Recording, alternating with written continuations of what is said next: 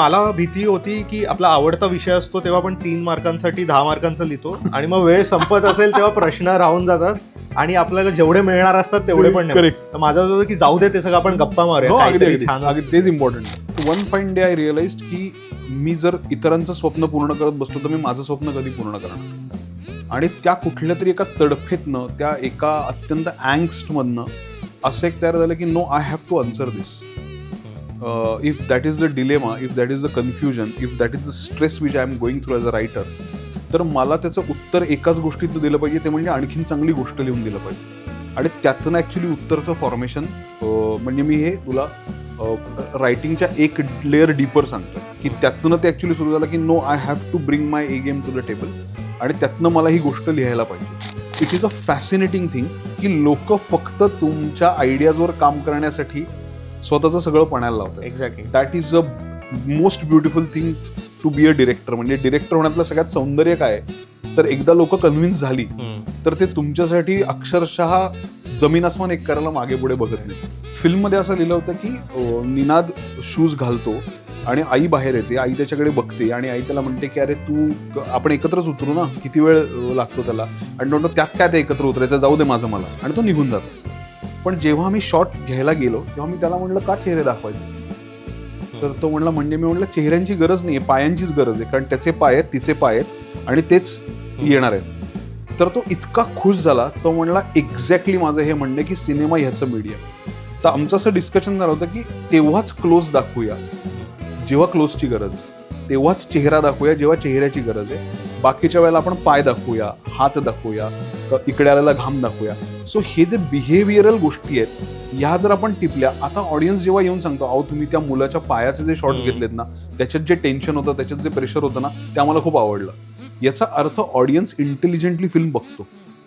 तर आमचा तो जो प्रयत्न होता ना, तो डेफिनेटली लोकांपर्यंत पोहोचताना दिसतो आणि जे फारच सुखावणार आहे. म्हणजे मला सचिन कुंडलकर, त्याचं काम मला स्वतःला खूप आवडतं, त्यांनी मला फोन करून तो म्हणला की तुझ्या फिल्ममध्ये खूप शक्यता होती सिरियल व्हायची, कारण त्याचा विषय तसा आहे, पण ती एकदाही सिरियल झाली नाही. याचं कारण तुम्ही त्याचा सिनेमा बनवला. आजच्या समाजामध्ये सिंगल वर्किंग मदर असणं हे अशक्य धाडसाचं काम आहे, कारण ती बाई इतक्या तारेवरच्या कसरतीतनं स्वतःचं आयुष्य काढत असते ना, तर तिला आपण एक काही सिनेमॅटिक रिप्रेझेंटेशनच दिलेलं नाही आत्तापर्यंत.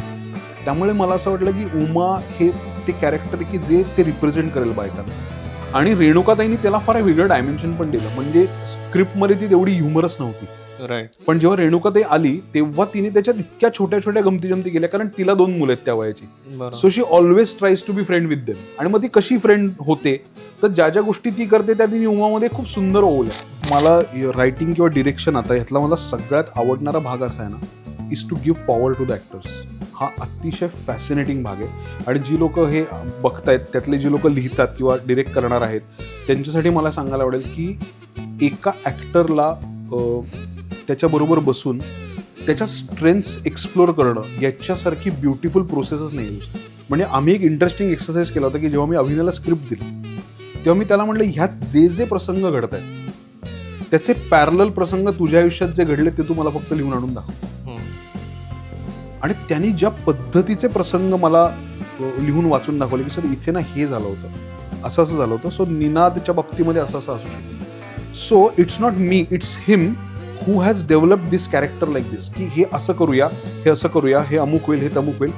त्याच्यामध्ये ती मॅच्युरिटी ऑलरेडी होती, फक्त तशा रोलची दोरीच त्याच्यापर्यंत पोचली नव्हती जी त्यातनं ती मॅच्युरिटी एक्सप्लोर करेल आणि बाहेर काढेल. मी ती येल्लो पिशवी खूप शोधत होतो की कुठे मिळेल का मला या फ्रेमच्या जागी ती येल्लो पिशवी ठेवायची, कारण ती फ्रेम मला वाटतं खूप वेळ राहील. आणि ते म्हणजे त्या एवढ्या सिम्पल मोमेंटमध्ये त्याला पिन ड्रॉप मोमेंट बनवणं की that's literally the end of the film. आणि ते जर बसलं नसतं तर नाही वर्क झालं, ऍब्सोल्युटली नसतं. तर मग ते खूप इम्पॉर्टंट होतं. तर प्लीज तू ती लाईन सांग. ती लाईन अशी की तो मुलगा आईला विचारतो की तुला वारा एवढा का आवडतो, आणि आई म्हणते की वारा ही मला अदृश्याने दृश्यावर घातलेली फुंकर वाटते, आणि त्या अदृश्य आणि दृश्य ह्या 2 गोष्टींमधला जो धागा आहे तो ती पिशवी जोडते. त्यामुळे ती आता ज्यांनी पाहिलं नसेल त्यांनी फिल्म बघा आणि त्यांना खूपच जास्त लाईन एलिव्हेट होते त्याच्यावर. तर एक अशी पोएटिक सुंदर इमेज सिनेमात पाहिजे जी घेऊन लोक शांतपणे बाहेर पडतात. म्हणून तो एक सगळा वाऱ्याचा जो मुद्दा आहे. आणि मला स्वतःला आय एम अ ह्यूज बिलीव्हर की वारा ही माझ्यासाठी थेरपी आहे. म्हणजे मी कुठेही शहरामध्ये कामात अडकलो असलो किंवा काही खूप काम झालं तर मी गाडी काढतो, मी आणि बायको, आणि आम्ही अशा ठिकाणी जातो जिथे निसर्ग आहे, शांतता आहे आणि वारा आहे. कारण वारा शांतपणे बसून अंगावर झेलणं हे म्हणजे ह्याच्यासारखं औषधच नाही दुसरं. आणि शेवटी एकच प्रश्न की आता क्षणिक फडफडण्यावरून तुला वाटतं का मनसोक्त की तू मनसोक्त उडायला आता तयार आहे? नाही आता क्षणिक धडधडवर आहे मी, क्षणिक फडफडवर ना. I am a part of his story, I am not just a viewer.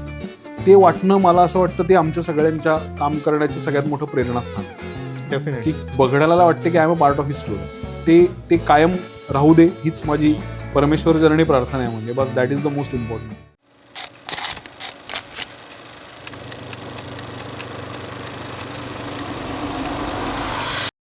हाय, मी सौरभ आणि लोकल पिक्चर्समध्ये तुमचं पुन्हा एकदा खूप खूप स्वागत. आजच्या गप्पा खूपच स्पेशल आहेत आणि त्या मला वाटत नाही की मी डिस्क्राईब करू शकतो किंवा मी काहीतरी इंट्रोडक्शननी चालू करेन, कारण मला वाटतं की मी जस्टिफाय नाही करू शकणार. मला असं वाटतं की मी एवढंच म्हणेन की we as cinephiles, as audience are extremely lucky and fortunate to live in a world where Kshitij Patwardhan exist, tells his stories आणि इज कंटिन्युअसली रायटिंग. सो मला वाटतं की सगळं बाजूला सोडूया and let's jump right into the conversation and welcome mister Kshitij Patwardhan. Thank you sir, thank you. Hi hi. कसं आहे आता? खूप घाई गडबड चालू आहे सध्या, फिलिंग काय? घाई गडबड होती आणि घाई गडबड वाढली आहे, पण त्या घाई गडबडीच्या मध्ये एक थोडा निवांतपणा जो पाहिजे असतो तो आता मला मिळतोय. कारण फिल्म 3rd वीकमध्ये एंटर केलंय फिल्मनी. आज 3rd वीकचा संडे आहे आणि ॲज वी आर टॉकिंग आपला सगळ्यात मोठा दिवस हा आपला 17वा दिवस आहे. 45 शोज आपले आज हाऊसफुल आहेत. येस. सो थोडा हलका रिलॅक्सेशन आहे.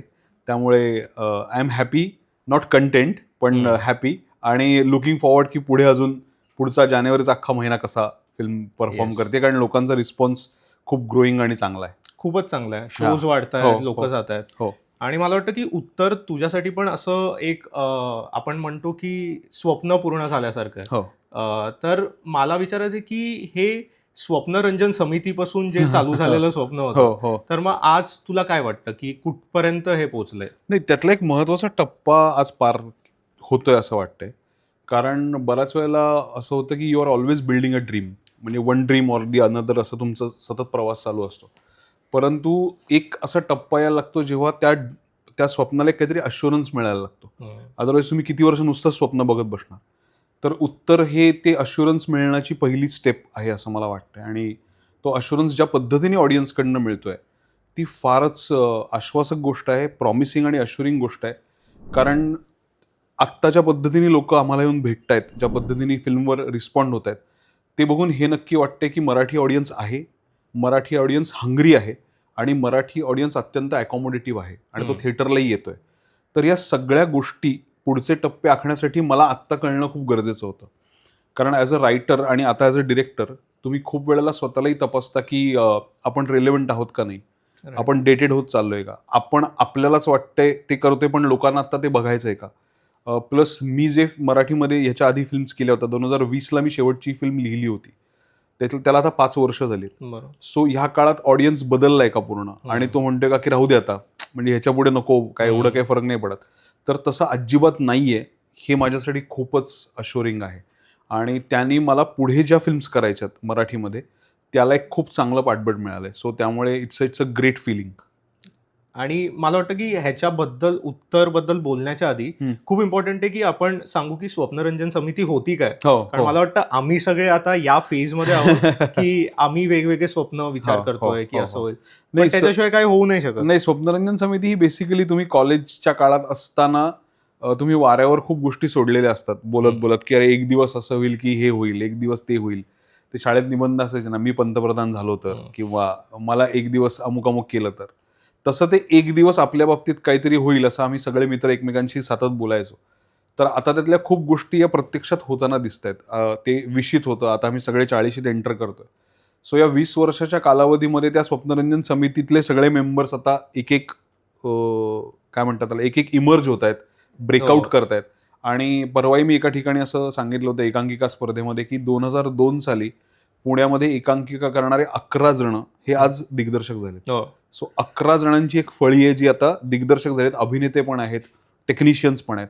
So that's a great feeling. आणि ते एकमेकांना सांभाळल्यामुळेच, एकमेकांबरोबर राहिल्यामुळेच आता आमचे सिनेमे पण एकमेकांसोबत लागतात. हो. त्यामुळे इट्स अ ग्रेट स्पेस. आणि खूप चांगलं फिलिंग आहे खरं सांगायचं तर, कारण मित्रांनी पण तेवढेच कष्ट केलेत, आपणही तेवढेच कष्ट केलेत, आणि पुढे मागे गोष्टी एकमेकांच्या येत आहेत, जे खूपच चांगलं आहे. त्यामुळे ऑडियन्सला दोन्ही ऑप्शन आहेत, याचं बघा त्याचं बघा आणि एन्जॉय, आणि जास्तीत जास्त लोकांना सांगा, असं असं आहे आता. आणि खूप वेगळं पण आहे, सगळे वेगळं काम करतायत, करतात. म्हणून तुम्ही काहीही बघू शकता. ऍब्सोल्युटली. आणि मला असं वाटतं फंडामेंटली, मला असं नेहमी वाटतं की स्टोरीज किंवा films are the answers we seek. म्हणजे आपण त्याच्यातून काहीतरी प्रयत्न करत असतो. ट्रू. तर उत्तर लिहिताना तुला पडलेलं प्रश्न काय होती? नाही, सगळ्यात मोठा मुद्दा असा होता ना की उत्तरच्या बाबतीमध्ये मी अत्यंत लिहायच्या प्रोसेसपासून सेल्फ डाऊटमध्ये होतो. तो सेल्फ डाऊट असा होता की आता आपण लिहिलंय, आपण गोष्टी लिहितो, पण त्याचा डिरेक्टर वेगळा आहे, आणि डिरेक्टरवर त्याची अथॉरिटी आहे की हे चांगलं आहे, वाईट आहे, लोकांना आवडते किंवा नाही आवडते. I am always the second biggest risk taker, I am not the biggest. उत्तर लिहिताना असं होतं की हा डाऊट सतत एक मनामध्ये होता. प्लस मला खूप माध्यमातून खूप लोकांकडनं प्रश्नही विचारले गेले होते वेगवेगळे, कारण मी काही मोठ्या फिल्म्सचा भाग होतो ज्या वर्कआउट झाल्या नाहीत, मी काही अशा प्रोजेक्टचा भाग होतो जे मला वाटलं होतं की वर्कआउट होतील. त्याच्यासाठी मी मला स्वतःला जी गोष्ट सांगायची ती काही काळ बाजूला ठेवली होती.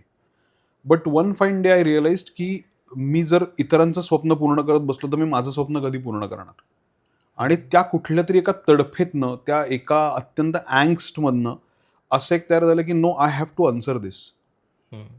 If that is the dilemma, if that is the confusion, if that is the stress which I am going through as a writer, तर मला त्याचं उत्तर एकाच गोष्टीतलं दिलं पाहिजे, ते म्हणजे आणखीन चांगली गोष्ट लिहून दिलं पाहिजे.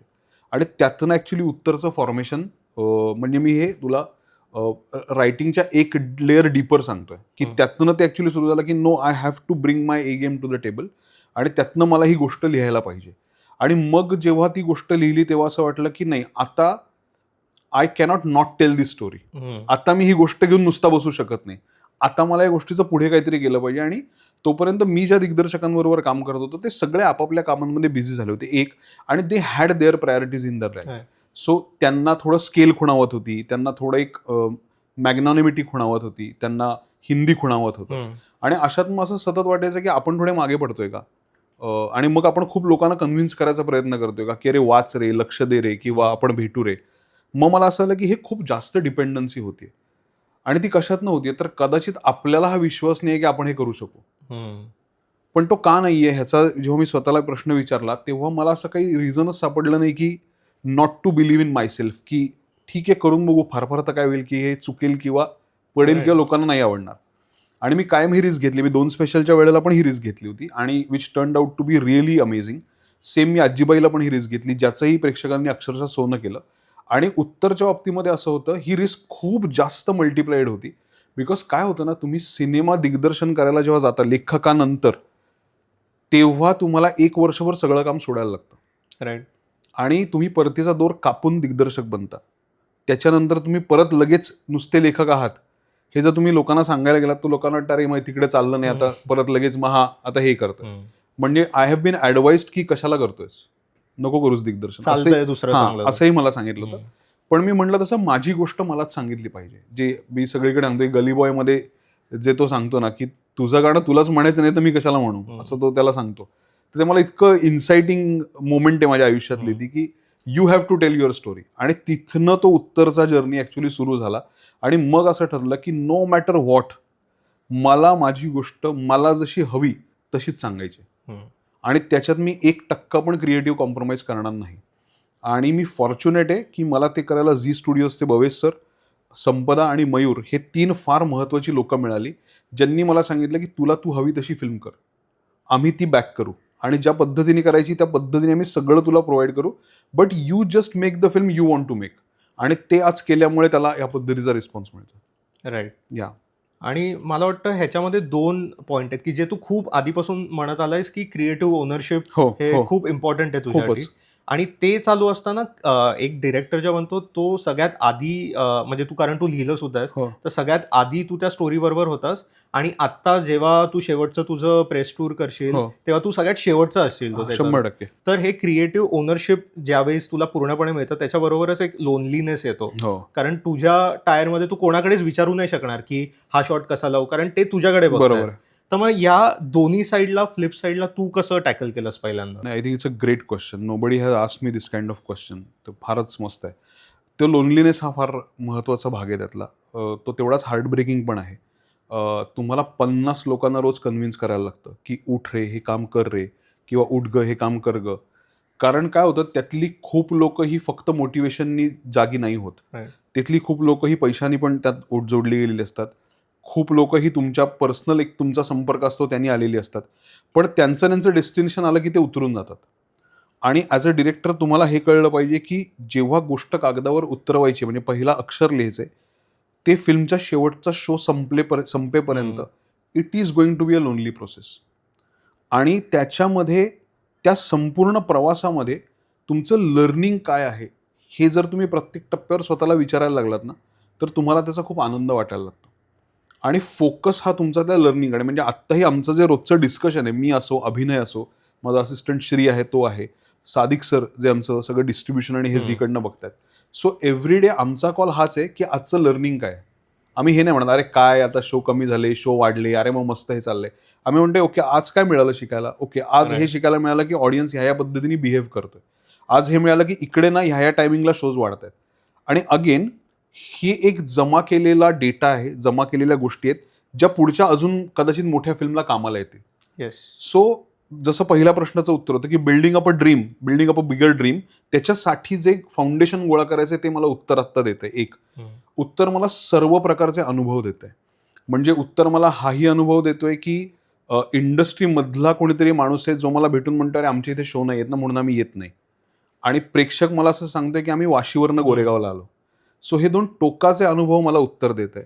मला उत्तर हाही अनुभव देते की जे तुम्हाला ओळखत नाहीत ते सुद्धा तुमचं काम बघायला येऊ शकतात आणि तुमच्या कामाचे चॅम्पियन असू शकतात, चिअर लिडर्स असू शकतात.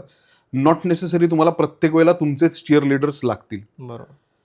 अजून एक महत्त्वाचं लर्निंग यात असं आहे की तुमच्या आसपासच्या लोकांना फिल्म कशी वाटते cannot be a parameter or barometer of how the film works. त्याच्या बाहेर एक प्रचंड मोठा समूह आहे, प्रचंड मोठा समाज आहे ज्याला फिल्मबद्दल वेगळं वाटत असतं. बरोबर. सो त्या शॅकलमधनं बाहेर जायचं सुद्धा बळ मला उत्तरने आत्ता दिले, जे माझ्यासाठी अतिशय महत्त्वाचं लर्निंग आहे. आणि ऑफकोर्स हे सगळं करता करता एक प्रचंड प्रमाणातला एकटेपणा आहेच.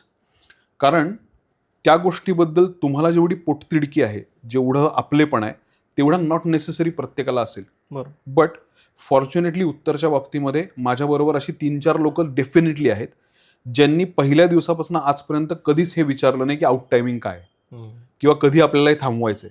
ते म्हणले जसं ग्रो होईल ना आपण ग्रो करू, जसं व्हायचंय तसं करू. म्हणजे मला सांगायला आवडेल की मयूर हरदास जो आहे, जो 25 फिल्मचा एडिटर आहे मोठमोठ्या मराठीतला, आणि उत्तर त्यांनी एडिट पण केली आणि तो प्रोड्युसर पण आहे. त्यांनी या फिल्मची अख्खी टेक्निकल बाजू जी आहे पोस्टमधली ती सगळी त्यांनी सांभाळली. आणि त्यांनी मला एकदाही त्याच्याबद्दल काही तक्रार केली आहे किंवा त्याच्याबद्दल मला तू इथे बसत नाहीस असं सांगितलं. त्यांनी मला अगदी स्पष्ट सांगितलं होतं की नरेटिव्हचा मुद्दा आहे ना, कम्युनिकेशन आणि नरेटिव्ह, तो सगळा तू बघ, टेक्निकलचा जो मुद्दा आहे तो सगळा मी बघतो. So it was a huge relief for a director. आणि फर्स्ट टाइमर डिरेक्टरसाठी तर खूपच ही गोष्ट आहे. किंवा अमलेंदू चौधरी आहे ज्यांनी एवढ्या मोठ्या फिल्म डीओपी म्हणून केल्यात. पण जेव्हा म्हणजे आता ही गोष्ट टेक्निकल आहे पण ही सांगायला मजा येईल कारण ही सिनेफाईल्सचं चॅनल आहे, की जेव्हा फिल्म ग्रेड केली, ती ग्रेड झाल्यानंतर मी त्याला फोन केला सेकंड हाफ बघून आणि मी त्याला म्हणलं की हे मला नाही आवडलेलं, हे जे ग्रेड झालंय ते. तर तो म्हणला का? तर मी म्हणलं मला असं असं हे वाटतंय. तर तो म्हणला नो प्रॉब्लेम, मी तुला हवं असेल तर मी ते करून देतो, पण तू डिफरन्स दोन्हीमधला बघ आणि you are a director. So me definitely माझं हे काम आहे की मी तुला हे सांगणं की हे असं ह्या पॉईंटनी ते केलेलं आहे. पण जेव्हा आमचं एक कन्स्ट्रक्टिव्ह कोलॅबोरेशन झालं, बोलणं झालं, त्याच्यानंतर ही मेड शुअर की तो त्याच्या शूटिंगमधनं येऊन 2 तास बसून ते दोन्हीचे डिफरन्स मला करून दाखवेल. Just to make me understand की ओके हा डिफरन्स आहे आणि याच्या फिलिंगनी हा फरक पडतोय. तर असे HODs असल्यामुळे मला पहिल्या फिल्मला प्रचंड प्रमाणात सपोर्ट मिळाला. आणि दुसरं मला असं वाटलं की it is a fascinating thing की लोक फक्त तुमच्या आयडियाजवर काम करण्यासाठी स्वतःचं सगळं पणाला लावतात. Exactly. That is a most beautiful thing to be a director. म्हणजे डिरेक्टर होण्यातलं सगळ्यात सौंदर्य काय आहे, तर एकदा लोक कन्व्हिन्स झाली तर ते तुमच्यासाठी अक्षरशः जमीन आसमान एक करायला मागे पुढे बघत नाहीत. कारण that becomes their idea also. Absolutely. आणि मला वाटतं की ते बिकॉज दे लाईक यू, कारण तुझं आधीचं काम आवडलं म्हणून ते एका पॉइंट पर्यंत तुझ्या बरोबर काम करेल, पण त्याच्या बियॉन्ड ते जातील जर त्यांना त्याच्यावर 100%. आणि ते सगळं दिसून येतं. म्हणजे मयूर सरांचा टच असेल किंवा ते एडिट मधले सीनचं आउट आणि इन पॉइंट्स असतील, किंवा अमलेनू सरांचे इव्हन जो ट्रॅकिंग शॉट आहे खालच्या मजल्या ते वरच्या मजल्यामध्ये, तिच्या डिझीनेस बरोबर कॅमेरा का डिझी आहे, छोट्या छोट्या गोष्टी आहेत, तर ते खूप जास्त अफेक्ट करतं. नाही, आणि मला कायम असं वाटायचं की आम्ही स्क्रीन प्ले मध्ये पहिलं वाक्य शिकतो की cinema is a story told in pictures. So मला जसं मगाशी तू म्हणलास ना की मला शब्दांमधनं चित्रांमध्ये यायचं होतं, ते ट्रान्झिशन माझ्यासाठी खूप इम्पॉर्टंट होतं. आणि because I have always been a big fan of street photography, paintings, sculptures, बाकीचे आर्ट फॉर्म्स, त्यामुळे मला असं होतं की मी कधी एकदा व्हिज्युअल्समधनं स्टोरी सांगतोय. तर ते करायला मला तशी लोक मिळाली. म्हणजे I give you a small example की फिल्ममध्ये असं लिहिलं होतं की निनाद शूज घालतो आणि आई बाहेर येते, आई त्याच्याकडे बघते आणि आई त्याला म्हणते की अरे तू आपण एकत्रच उतरू ना, किती वेळ लागतो त्याला, आणि म्हणतो त्यात काय ते एकत्र उतरायचं, जाऊ दे माझं मला, आणि तो निघून जातो. पण जेव्हा मी शॉट घ्यायला गेलो तेव्हा मी त्याला म्हणलं का चेहरे दाखवायचे, तर तो म्हणला म्हणजे मी म्हणलं चेहऱ्यांची गरज नाहीये, पायांचीच गरज आहे, कारण त्याचे पाय आहेत, तिचे पाय आहेत आणि तेच येणार आहेत. तर तो इतका खुश झाला, तो म्हणला एक्झॅक्टली माझं हे म्हणणं की सिनेमा ह्याचं मीडियम आहे. तर आमचं असं डिस्कशन झालं होतं की तेव्हाच क्लोज दाखवूया जेव्हा क्लोजची गरज आहे, तेव्हाच चेहरा दाखवूया जेव्हा चेहऱ्याची गरज आहे, बाकीच्या वेळेला आपण पाय दाखवूया, हात दाखवूया, इकडे आलेला घाम दाखवूया. सो हे जे बिहेवियरल गोष्टी आहेत ह्या जर आपण टिपल्या, आता ऑडियन्स जेव्हा येऊन सांगतो अहो तुम्ही त्या मुलाच्या पायाचे जे शॉट्स घेतलेत ना, त्याच्यात जे टेन्शन होतं, त्याच्यात जे प्रेशर होतं ना, ते आम्हाला खूप आवडलं, याचा अर्थ ऑडियन्स इंटेलिजंटली फिल्म बघतो. तर आमचा तो जो प्रयत्न होता ना तो डेफिनेटली लोकांपर्यंत पोहोचताना दिसतो, आणि जे फारच सुखावणार आहे. अदरवाईज काय होतं, म्हणजे मला सचिन कुंडलकर, ज्याचं काम मला स्वतःला खूप आवडतं, त्यांनी मला फोन करून तो म्हणला की तुझ्या फिल्ममध्ये खूप शक्यता होती सिरियल व्हायची, कारण त्याचा विषय तसा आहे, पण ती एकदाही सिरियल झाली नाही, याचं कारण तुम्ही त्याचा सिनेमा बनवलाय. सो जेव्हा तुम्हाला अशा पद्धतीची कॉम्प्लिमेंट मिळते ना, तेव्हा वाटतं की आपण करेक्ट ट्रॅकवर आहोत, करेक्ट लाईनवर आहोत. राईट.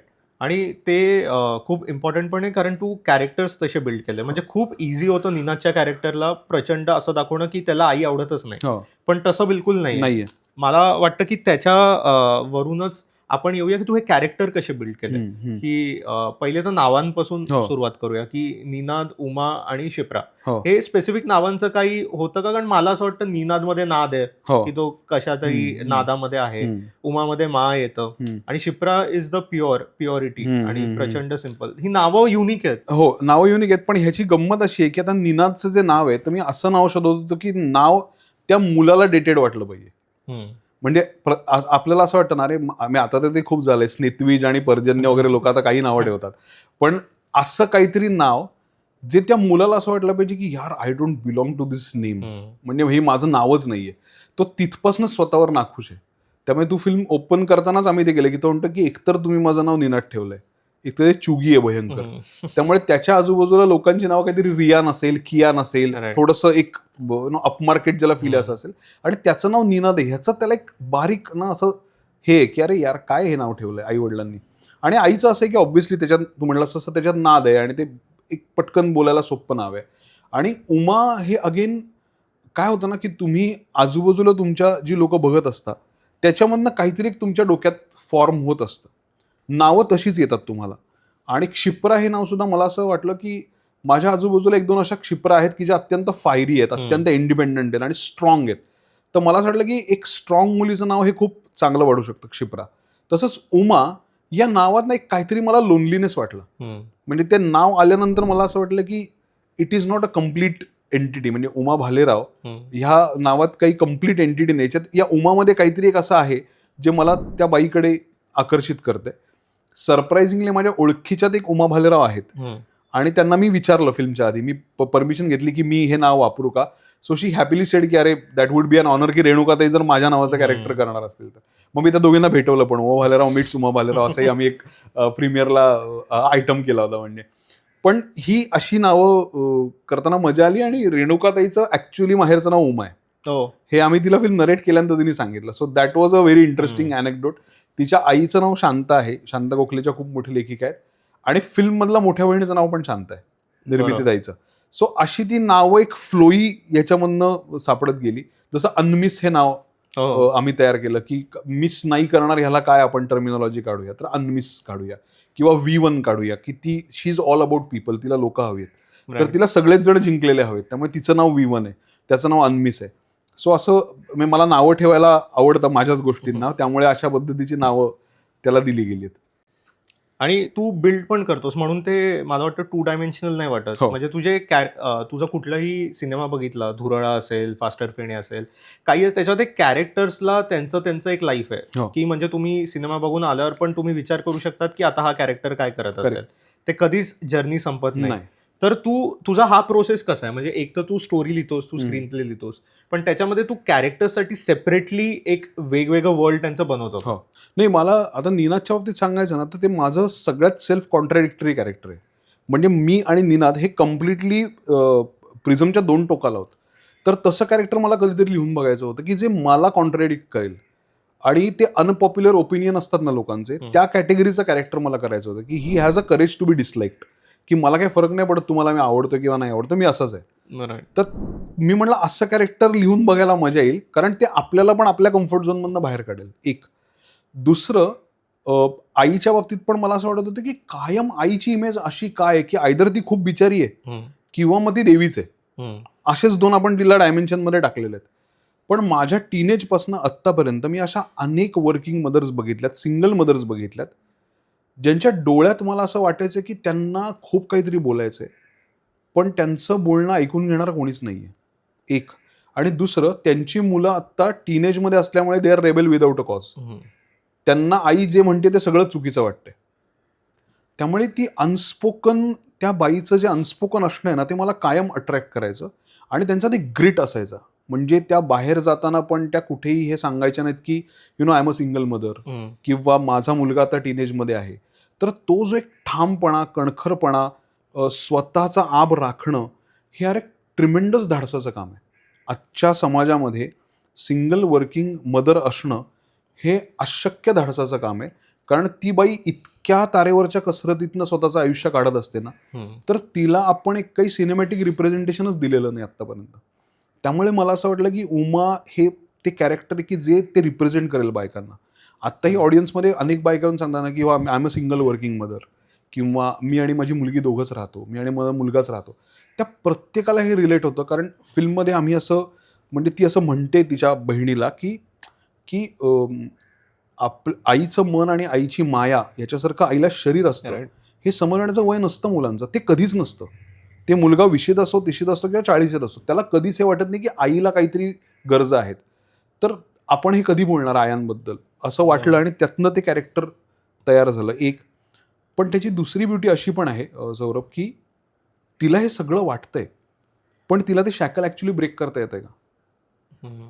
तर ते करताना तिचा सेल्फलेसपणा पण ऍड येतोय. बरोबर. की मला हे करायचंय, मला जाऊन कोणाला तरी भेटायचंय किंवा दुसऱ्या कोणावर तरी राहायचं पण आहे, पण मग आजूबाजूची लोक असं म्हणतील का की काय ही मुलाला सोडून तिकडे गेली. तर त्यांच्यात ना कॉन्स्टंट ते बॅटल चालू असतं. हे मी अनेक जणांमध्ये पाहिलंय माझ्या जवळपास.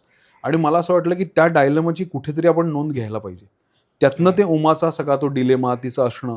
आणि आपण प्रत्येकाने हा अनुभव घेतलाय की आपले पालक कूल का व्हायला जातात, कारण त्यांना असं वाटतं की ते केलं की ते आपले मित्र होतील. जसं वेकअप सीनमध्ये ती आई त्याची इंग्लिश शिकते आणि ती त्याला म्हणते की काय माहित, मी इंग्लिश बोलायला लागले तर तू माझाही मित्र होशील. ते इतकं ब्युटिफुल आहे.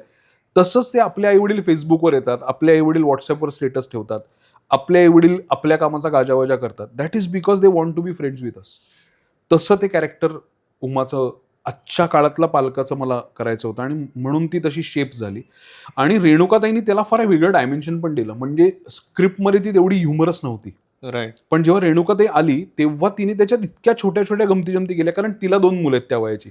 So she always tries to be friend with them. आणि मग ती कशी फ्रेंड होते, तर ज्या ज्या गोष्टी ती करते त्या तिने उमामध्ये खूप सुंदर ओवल्या आणि ते कॅरेक्टर तसं तयार झालं. सेम निनादचं मी म्हटलं तसं की तो तुसड आहे, बेसिकली तो स्वतःबरोबर खुश नाहीये, त्यामुळे तो जगाबरोबर खुश नाहीये, हे त्याचं अगदी बेसिक आहे. आणि क्षिप्राचं एक्झॅक्ट उलट आहे की सगळं आहे, सुंदर आहे, श्रीमंत आहे, हिला काय प्रॉब्लेम असू शकतो असं सगळ्यांना वाटतं, पण त्यांनाच खूप प्रॉब्लेम असतात. कारण त्यांना असं वाटतं की लोक मला, म्हणजे खूप ऍक्ट्रेसेसच्या बाबतीत आपल्याला असं होतं ना की अरे काय सुंदर आहे, अरे पण ती कामही खूप भारी करते, ते कधी आपण बोलणार.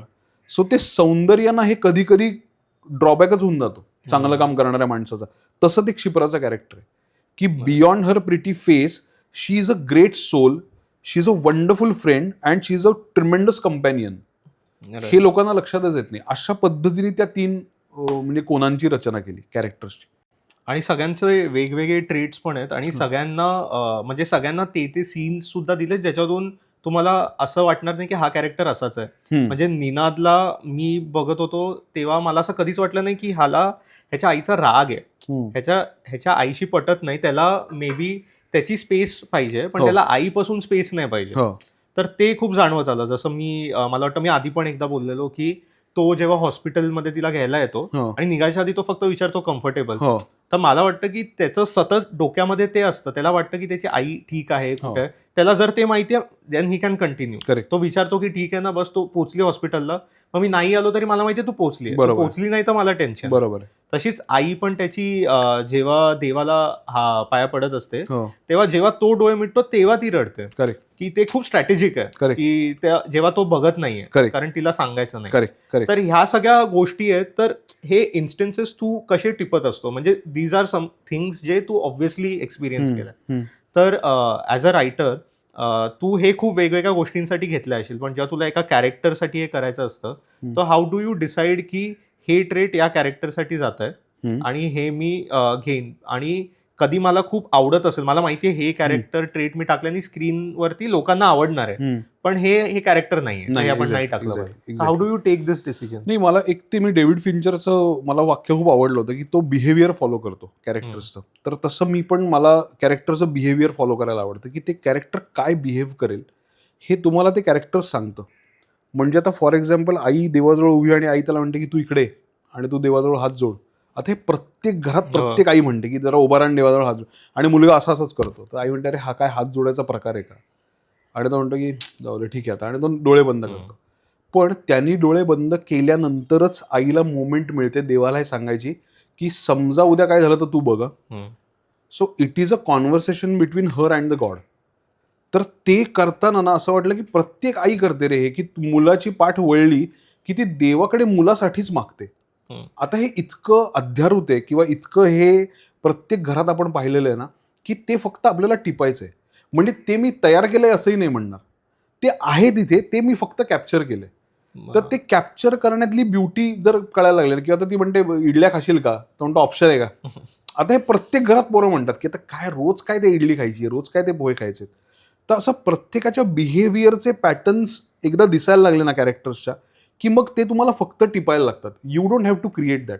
If you create potent characters ना, they tell you their behaviour, आणि मग ते behaviour you just have to capture as a director. So त्यामुळे ते असं नंतर त्याच्यावर लादायला लागत नाही.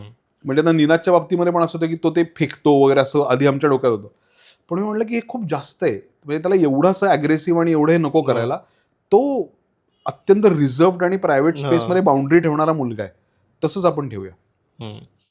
आणि खूप सेन्सिटिव्हिटी पण आहे त्याच्यामध्ये, आणि सेन्सिटिव्हिटी ॲज ऑडियन्स पण खूप उशिरा येते बघण्यामध्ये, कारण आपण खूप वेळ काही गोष्टी बघत असतो आणि एका पॉईंट नंतर कळतं की अरे हे चुकीचं होतं कदाचित किंवा बरोबर नव्हतं. तर तसं तुझ्यामध्ये ॲज अ रायटरपेक्षा पण आधी तो पॉईंट कुठे होता लाईफमध्ये की तुला वाटलं की ही सेन्सिटिव्हिटी असणं खूप इम्पॉर्टंट आहे, कारण मी सेन्सिटिव्ह नसेन तर मला स्वतःच्या काही म्हणजे माझं मोरालपेक्षा पण जास्त जाऊन काही गोष्टी या इमोशनली मला हिट नाही करणार की मी त्याच्यासाठी दरवाजाच उघडा नाही ठेवत आहे. ते कधी आलं सेन्सिटिव्हिटी? अगेन हा खूपच चांगला प्रश्न आहे. याचं कारण असं आहे की आत्ताच्या सगळ्या काळामध्ये व्यावसायिकदृष्ट्या काम करत असताना सर्वात मोठं चॅलेंज जे आहे ते सेन्सिटिव्ह राहणं आहे. म्हणजे सगळ्यात मोठं चॅलेंज जर मला विचारशील बिंग अ रायटर, तर that is to intact your sensitivity. कारण तुमची संवेदनशीलता डागाळणारे किंवा तुमची संवेदनशीलता घालवून टाकणारे अनेक प्रसंग रोज तुमच्या आयुष्यात येतात. तुम्ही कडवट होऊ शकता अशा शक्यता रोज तयार होतात. पण तुम्हाला तुमचा चांगुलपणा, तुमची संवेदनशीलता, तुमचा लोकांकडे बघण्याचा दृष्टिकोन, त्यातनं काढलेला पूर्वग्रह, हे सगळं तुम्हाला रोजच्या रोज सकाळी जसं आपण त्या धनुष्यावर आपला बाण ताणतो ना, तसं तुम्हाला स्वतःच्या मनावरती ताणून बसवायलाच लागतं. कारण अदरवाईज सगळ्यात महत्त्वाची गोष्ट ह्याच्यात आहे ना, की तुमचा पर्स्पेक्टिव्ह आहे. तो पर्स्पेक्टिव्ह तुमचा डायल्यूट झाला तर तुम्ही जगाकडे तशा पद्धतीने बघूच शकणार नाही. आणि जर तुम्ही ते बघू शकला नाहीत तर तुमच्यात आणि इतर 50 लोकांमध्ये काहीच फरक होणार नाही. आणि मी फॉर्च्युनेट की मला आयुष्यातल्या वेगवेगळ्या टप्प्यांवर अशी लोक भेटत गेली ज्यांनी माझे अनेक पूर्वग्रह दूर केले. म्हणजे मी कॉलेजला असताना काहीतरी आमचं डिस्कशन झालं आणि मी म्हणलं की अरे पण ती मुलगी दारू पिते, तर कोणीतरी मला हे तेव्हा सांगितलं की म्हणजे मग हे वाईट आहे का?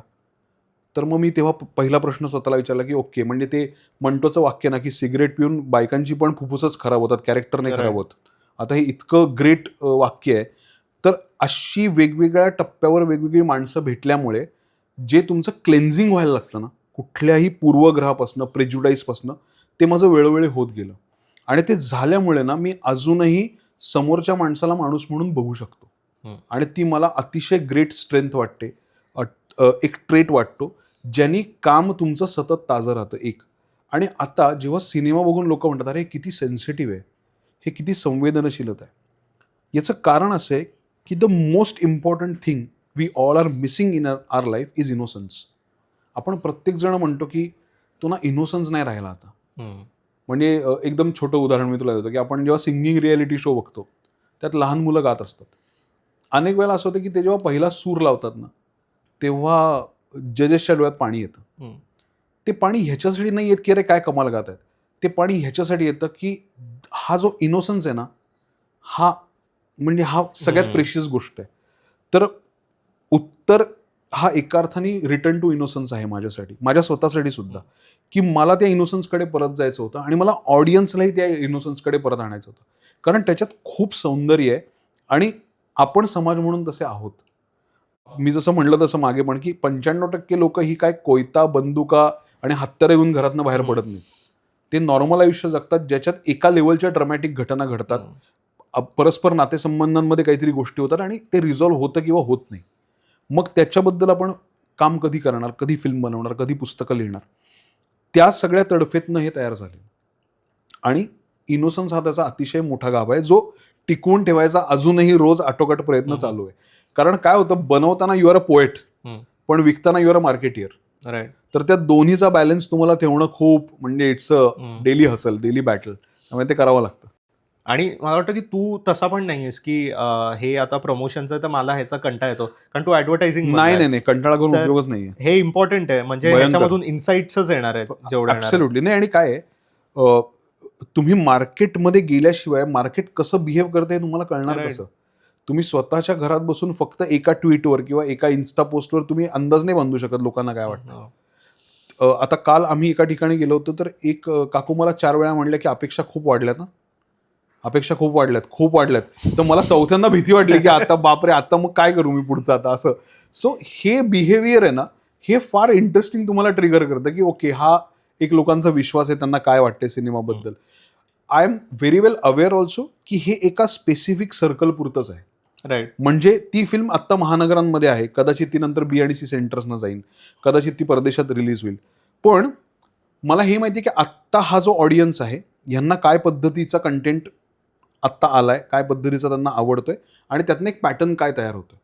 म्हणजे आपल्याकडे एक महत्वाची गोष्ट नाही आणि त्याच्यावर माझा विचार चालू आहे तो म्हणजे फिल्म क्लब्स नाही आहेत. तर माझ्या डोक्यात अशी आयडिया की असं काही करता येईल का की प्रत्येक तालुक्याच्या किंवा प्रत्येक जिल्ह्याच्या ठिकाणी एक असा क्लब तयार करायचा की जी लोक शुक्रवार सकाळी जाऊन सिनेमा बघतील.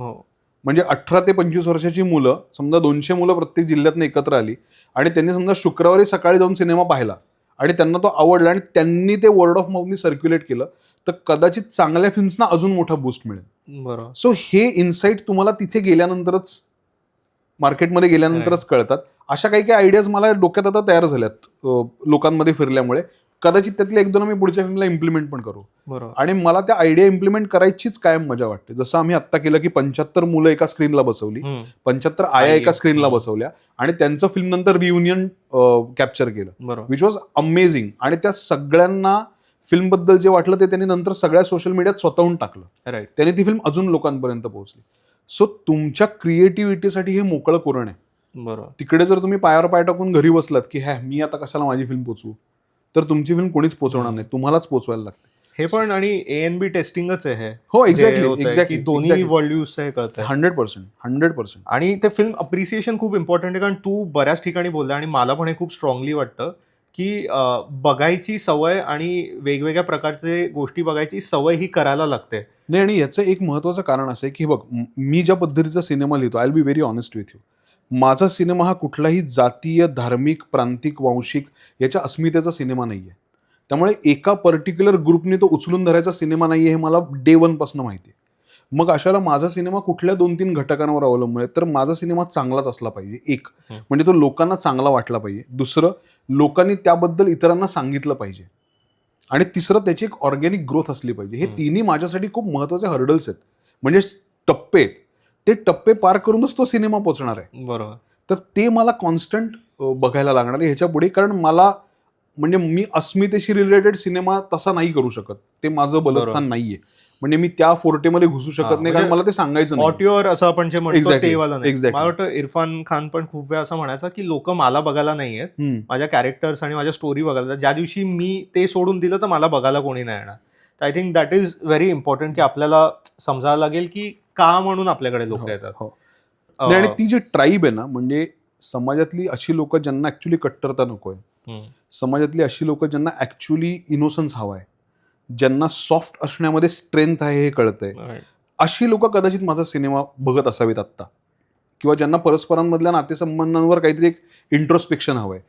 पण I am happy with that, कारण मला ती गोष्ट सांगायची आत्ता. पुढे कदाचित वेगळी गोष्ट मी सांगेन, पण मला ती ट्राईब खूप इम्पॉर्टंट वाटते, आणि ती ट्राईब आहे याचा अश्युरन्स मला उत्तरने मिळाला. Right. That is a great thing. म्हणजे आणि खूप चांगलं आहे. म्हणजे नॉर्मली जर पहिला 1 आठवड्यामध्ये फर्स्ट वीकेंडला जर खूप चालत असेल पिक्चर, नॉट नेसेसरीली की ते कंटिन्यू राहील, करेक्ट, पण जर तो दुसऱ्या आठवड्यामध्ये पिकअप झाला तर फॉर शुअर तो चालणार, कारण 100%. लोक त्याच्याबद्दल बोलतायत, त्याच्याबद्दल अजून सांगतायत लोकांना. तर ते खूप इंटरेस्टिंग. हे पण एक ट्रान्झिशनच आहे जे तू ट्रान्सफॉर्मेशन तुझ्या सिनेमामध्ये पण दाखवलंयस की पिक्चर किंवा सिनेमा जिथून सुरुवात होते तेव्हा ते ट्रान्झिशन छोट्या छोट्या गोष्टीत होतं. म्हणजे सायकल दिसते आणि EV बाईक दिसते आपल्याला, अजून काका खालती त्यांची बुलेट विकताना दिसतात. निनादचं पण त्याच्या ID कार्डवरती त्याच्या बाबांचं नाव आहे, जरी ते आज हयातीत नसले आणि त्याची आई सगळं करत असली तरी त्याच्या बाबांचं नाव आहे. I am getting more and more glad तुला हे सगळं जाणवलंय. ग्रेट. आणि ते तू कंटिन्यू पण केलं म्हणून मला अजून इंटरेस्टिंग वाटतंय, कारण हे सगळं तू लिहिताना एका पॉईंटपर्यंत लिहू शकतो, पण हे तू व्हिज्युअली ॲज अ डिरेक्टरच आणू शकतो. म्हणजे नंतरचं स्मार्ट वॉच आणि अॅनालॉग वॉचचा एक शॉट असेल. एक्झॅक्टली. तर हे मला सांग की त्याचं व्हिज्युअल स्टोरी टेलिंग किती डेव्हलप झालं. ऑल्सो आपण त्या वॉल बद्दल बोलूया, जे खूप मोठं मोटिव्ह आहे. करेक्ट. नाही, एक त्याच्यात असं होतं की आम्हाला ती फक्त आई मुलाची गोष्ट नव्हती करायची, ती अॅनालॉग आणि डिजिटलची पण गोष्ट आहे. त्यामुळे आईच्या सगळ्या गोष्टी अॅनालॉग आहेत आणि मुलाच्या सगळ्या गोष्टी डिजिटल आहेत. सो तो त्या 2 पिढ्यांच्या वापराचा पण मुद्दा आहे. म्हणजे आई पत्रांबद्दल बोलते आणि मुलगा ह्याच्यावर क्लिक करून मेसेजेस आणि हे सगळं घेतोय. सो तो कॉन्फ्लिक्ट हा कायम 2 पिढ्यांमधला नसतोच, तो दोन आपण म्हणूया टेक्नॉलॉजीमधला पण आहे. एक आहे की जी अॅनालॉग आहे आणि एक आहे डिजिटल आहे. तर त्याचं रिप्रेझेंटेशन कुठेतरी यायला पाहिजे असं एक वाटलं होतं. आणि दुसरं, ती वॉल ह्याच्यासाठी आहे कारण जसं आपण म्हणतो ना की आई त्या घरातली वॉर्मथ आहे. त्यामुळे जर तू त्याचं किचन बघितलंस तर त्याच्यात एक कोवळं ऊन आहे, कायम त्याच्यामध्ये एक प्रसन्नता आहे. आई जिथे जिथे तिथे आपल्याला एक तो वावर आहे. आई जाताना पण भिंतीवरनं हात फिरवून जाते, कारण तिला तिच्या मायेने ते घर भरलेलं आहे. आणि मुलगा जो आहे तो कोल्ड आहे, त्यामुळे त्याचे सगळे जे कॉलेजचे पोर्शन्स आहेत ते थोडे कोल्ड लाइटिंगमध्ये केलेले आहेत, बिकॉज त्याला जग त्याच्यासाठी यांत्रिकच आहे. त्याला काही म्हणजे त्याला वॉर्मथ हा मुद्दाच त्याच्या आत घुसलेला नाही आहे. त्यामुळे तो जो एक कोल्ड आणि वॉर्मथ, अॅनालॉग आणि डिजिटल ह्याचा जो एक आम्हाला डिफरन्स क्रिएट करायचा होता, जो खूप इंटरेस्टिंग क्रिएट झाला. आणि लोकांनाही तो कळतोय की अरे हां, याचं जरा म्हणजे आई नसल्यावर ते जे घर वाटतंय तर तेव्हा ते घर पोरकं वाटतं. म्हणजे ज्ञानेश्वर महाराजांसमोर दिवा आई रोज लावते, किंवा आई आता जे म्हणजे पसायदान म्हणते आणि त्या पसायदानात तिची फिलॉसॉफी की सगळ्या जगाचं छान व्हावं. आणि तिकडे हा जे ऐकतोय ते इंडिव्हिज्युअलिझमचं पॉडकास्ट ऐकतोय की जगाला काही फरक पडत नाही, तुम्ही स्वतःवर लक्ष द्या. तर आता हे पण दोघांमधले डिफरन्सेस आहेत, ते 2 पिढ्यांमधले आहेत. तर अशा छोट्या छोट्या गोष्टी आम्ही पेरल्यात, आणि त्या काही फक्त स्वतःचं इंटेलिजन्स दाखवायला नाही पेरलेल्या आहेत. म्हणजे बऱ्याच वेळेला आपण म्हणतो ना की you become too intelligent and you make a film which is म्हणजे ती आर्ट फिल्म म्हणून मग तुम्ही खूप आर्टच्याच Exactly. नादाला लागून ते करता. पण मला अगेन आपल्या दुसऱ्या प्रश्नाकडे की तो बिहेवियरचा मुद्दा आहे की ते आईच्या बिहेवियरमध्येच आहे की सगळ्यांचं छान होऊ दे, आमचंही कर पण सगळ्यांचं छान होऊ दे. आणि त्याच्या बिहेवियरमध्येच हे की मला लोक नको आहेत, हेडफोन घातलेले आहेत आणि तो त्याचं करतोय. म्हणजे एक छोटी गोष्ट आहे की जेव्हा तो लॅपटॉपवर असतो आणि आई आतनं म्हणते कॉफी वगैरे आणि तो म्हणतो की एपिक वास आला वगैरे, आता ऍक्च्युली तो काहीच ऐकत नाहीये. अशी अनेक मुलं मला माहिती आहेत की ते काहीच ऐकत नाहीत पण ते हेडफोन लावून ठेवतात कारण कोणी डिस्टर्ब करू नये. तू पण म्हणालास की मी पण करायचो. एक्झॅक्टली. तर ते ना मला डिस्टर्ब करू नका, मी आत्ता कामात आहे हे सांगायचं त्याचा तो बिहेवियर आहे. तर अशा खूप गोष्टी त्याच्यामध्ये, किंवा तो लेस पण बाजूला बांधतोय, तो लेस बांधत नाही, शूजच्या बाजूला खोचतोय. ते या छोट्या छोट्या गोष्टी आहेत. म्हणजे आपल्याला फॅमिली फंक्शनमध्ये कायम घरच्यांची ओरड असते ना, तुला कुठे जायचं असतं एवढं, आणि आपण कायम घाईत येतो, नाही मला जरा आता जायचंय, आणि जाऊन आपल्याला काही काम नसतं. तर ती यंगर जनरेशनची बरीच मुलं तशीच आहेत की दे क्रिएट अर्जन्सी, की मी आत्ता मला खूप घाई आहे, पटकन बोल, मला 2 मिनिटं आहेत, काही असं नसतं. सो ते तसं क्रिएट केल्यामुळे तो बिहेवियर त्याचा निनादचा खूप इंटरेस्टिंग झाला. आणि उमाचा एक्झॅक्ट ऑपोजिट आहे की she has all the time in the world for her kid. तर त्यामुळे ती मजा त्या दोघांच्या विरोधाभासात नाही तयार झाली. आणि ते तू खूप इंटरेस्टिंग बोलला की अर्जन्सी जी तयार झाली आहे, म्हणजे आपल्याला स्वतःची कंपनी ही कधी कधी झेपत नाही की एका पॉईंट नंतर, म्हणजे आपल्याला वेळ हवा असतो, पण त्या वेळेमध्ये आपण, मला नाही वाटत की फोन साईडला ठेवून बसलोय. तर मग तुला पण आता हे असं वाटतं का की तू कधी स्वतःबरोबर टाइम स्पेंड करू शकतोस का? हो, करू शकतो. फक्त हा खूपच डीप ह्याचा प्रश्न आहे. कारण कुठलंही गॅजेट, कुठलीही इन्फॉर्मेशन, कुठलंही पुस्तक, कुठलाही एक्सटर्नल फॅक्टर हा बाजूला काढून तुम्ही स्वस्थ बसणं हे आत्ताच्या काळात जेन्युइनली खूप अवघड झालं आहे. बिकॉज तुम्हाला बायोलॉजिकली पण इतक्या गोष्टी चालू असतात की तुम्हाला काही मिनिटानंतर तो एक रश लागतो, सोशल मीडिया लागतो, वाचन लागतं, पुस्तक लागतं, माणसं लागतात.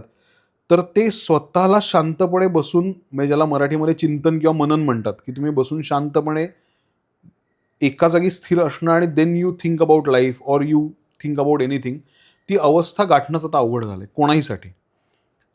ती अवस्था त्या आईमध्ये आहे, पण ती त्या मुलामध्ये येऊ शकत नाही. कारण काय होतं, जेव्हा तुमचे सगळे आरमरी बाजूला जाते तेव्हा तुम्हाला आयुष्यातले सगळ्यात अवघड प्रश्न समोर येतात. आणि ते अवघड प्रश्न आले की मग तुमची फॅफॅ होते की आता ह्याला उत्तर आपल्याला द्यायचं आहे आयुष्यात. आणि ते बऱ्याच जणांना देता येत नाही, मलाही बऱ्याच वेळेला ते देता येत नाही. त्यामुळे मग अशा वेळेला आपण ते कम्फर्ट्स जवळ करतो. तर ते खूप अवघड झालेलंच आहे आणि we all are going through that. म्हणजे आत्ता आपल्या सगळ्यांना झोपताना उशाशी मोबाईल लागतोच, ही वस्तुस्थिती आहे. आत्ता कलेक्टिव्हली आपली वाचनं कमी होत चाललीत, ही वस्तुस्थिती आहे.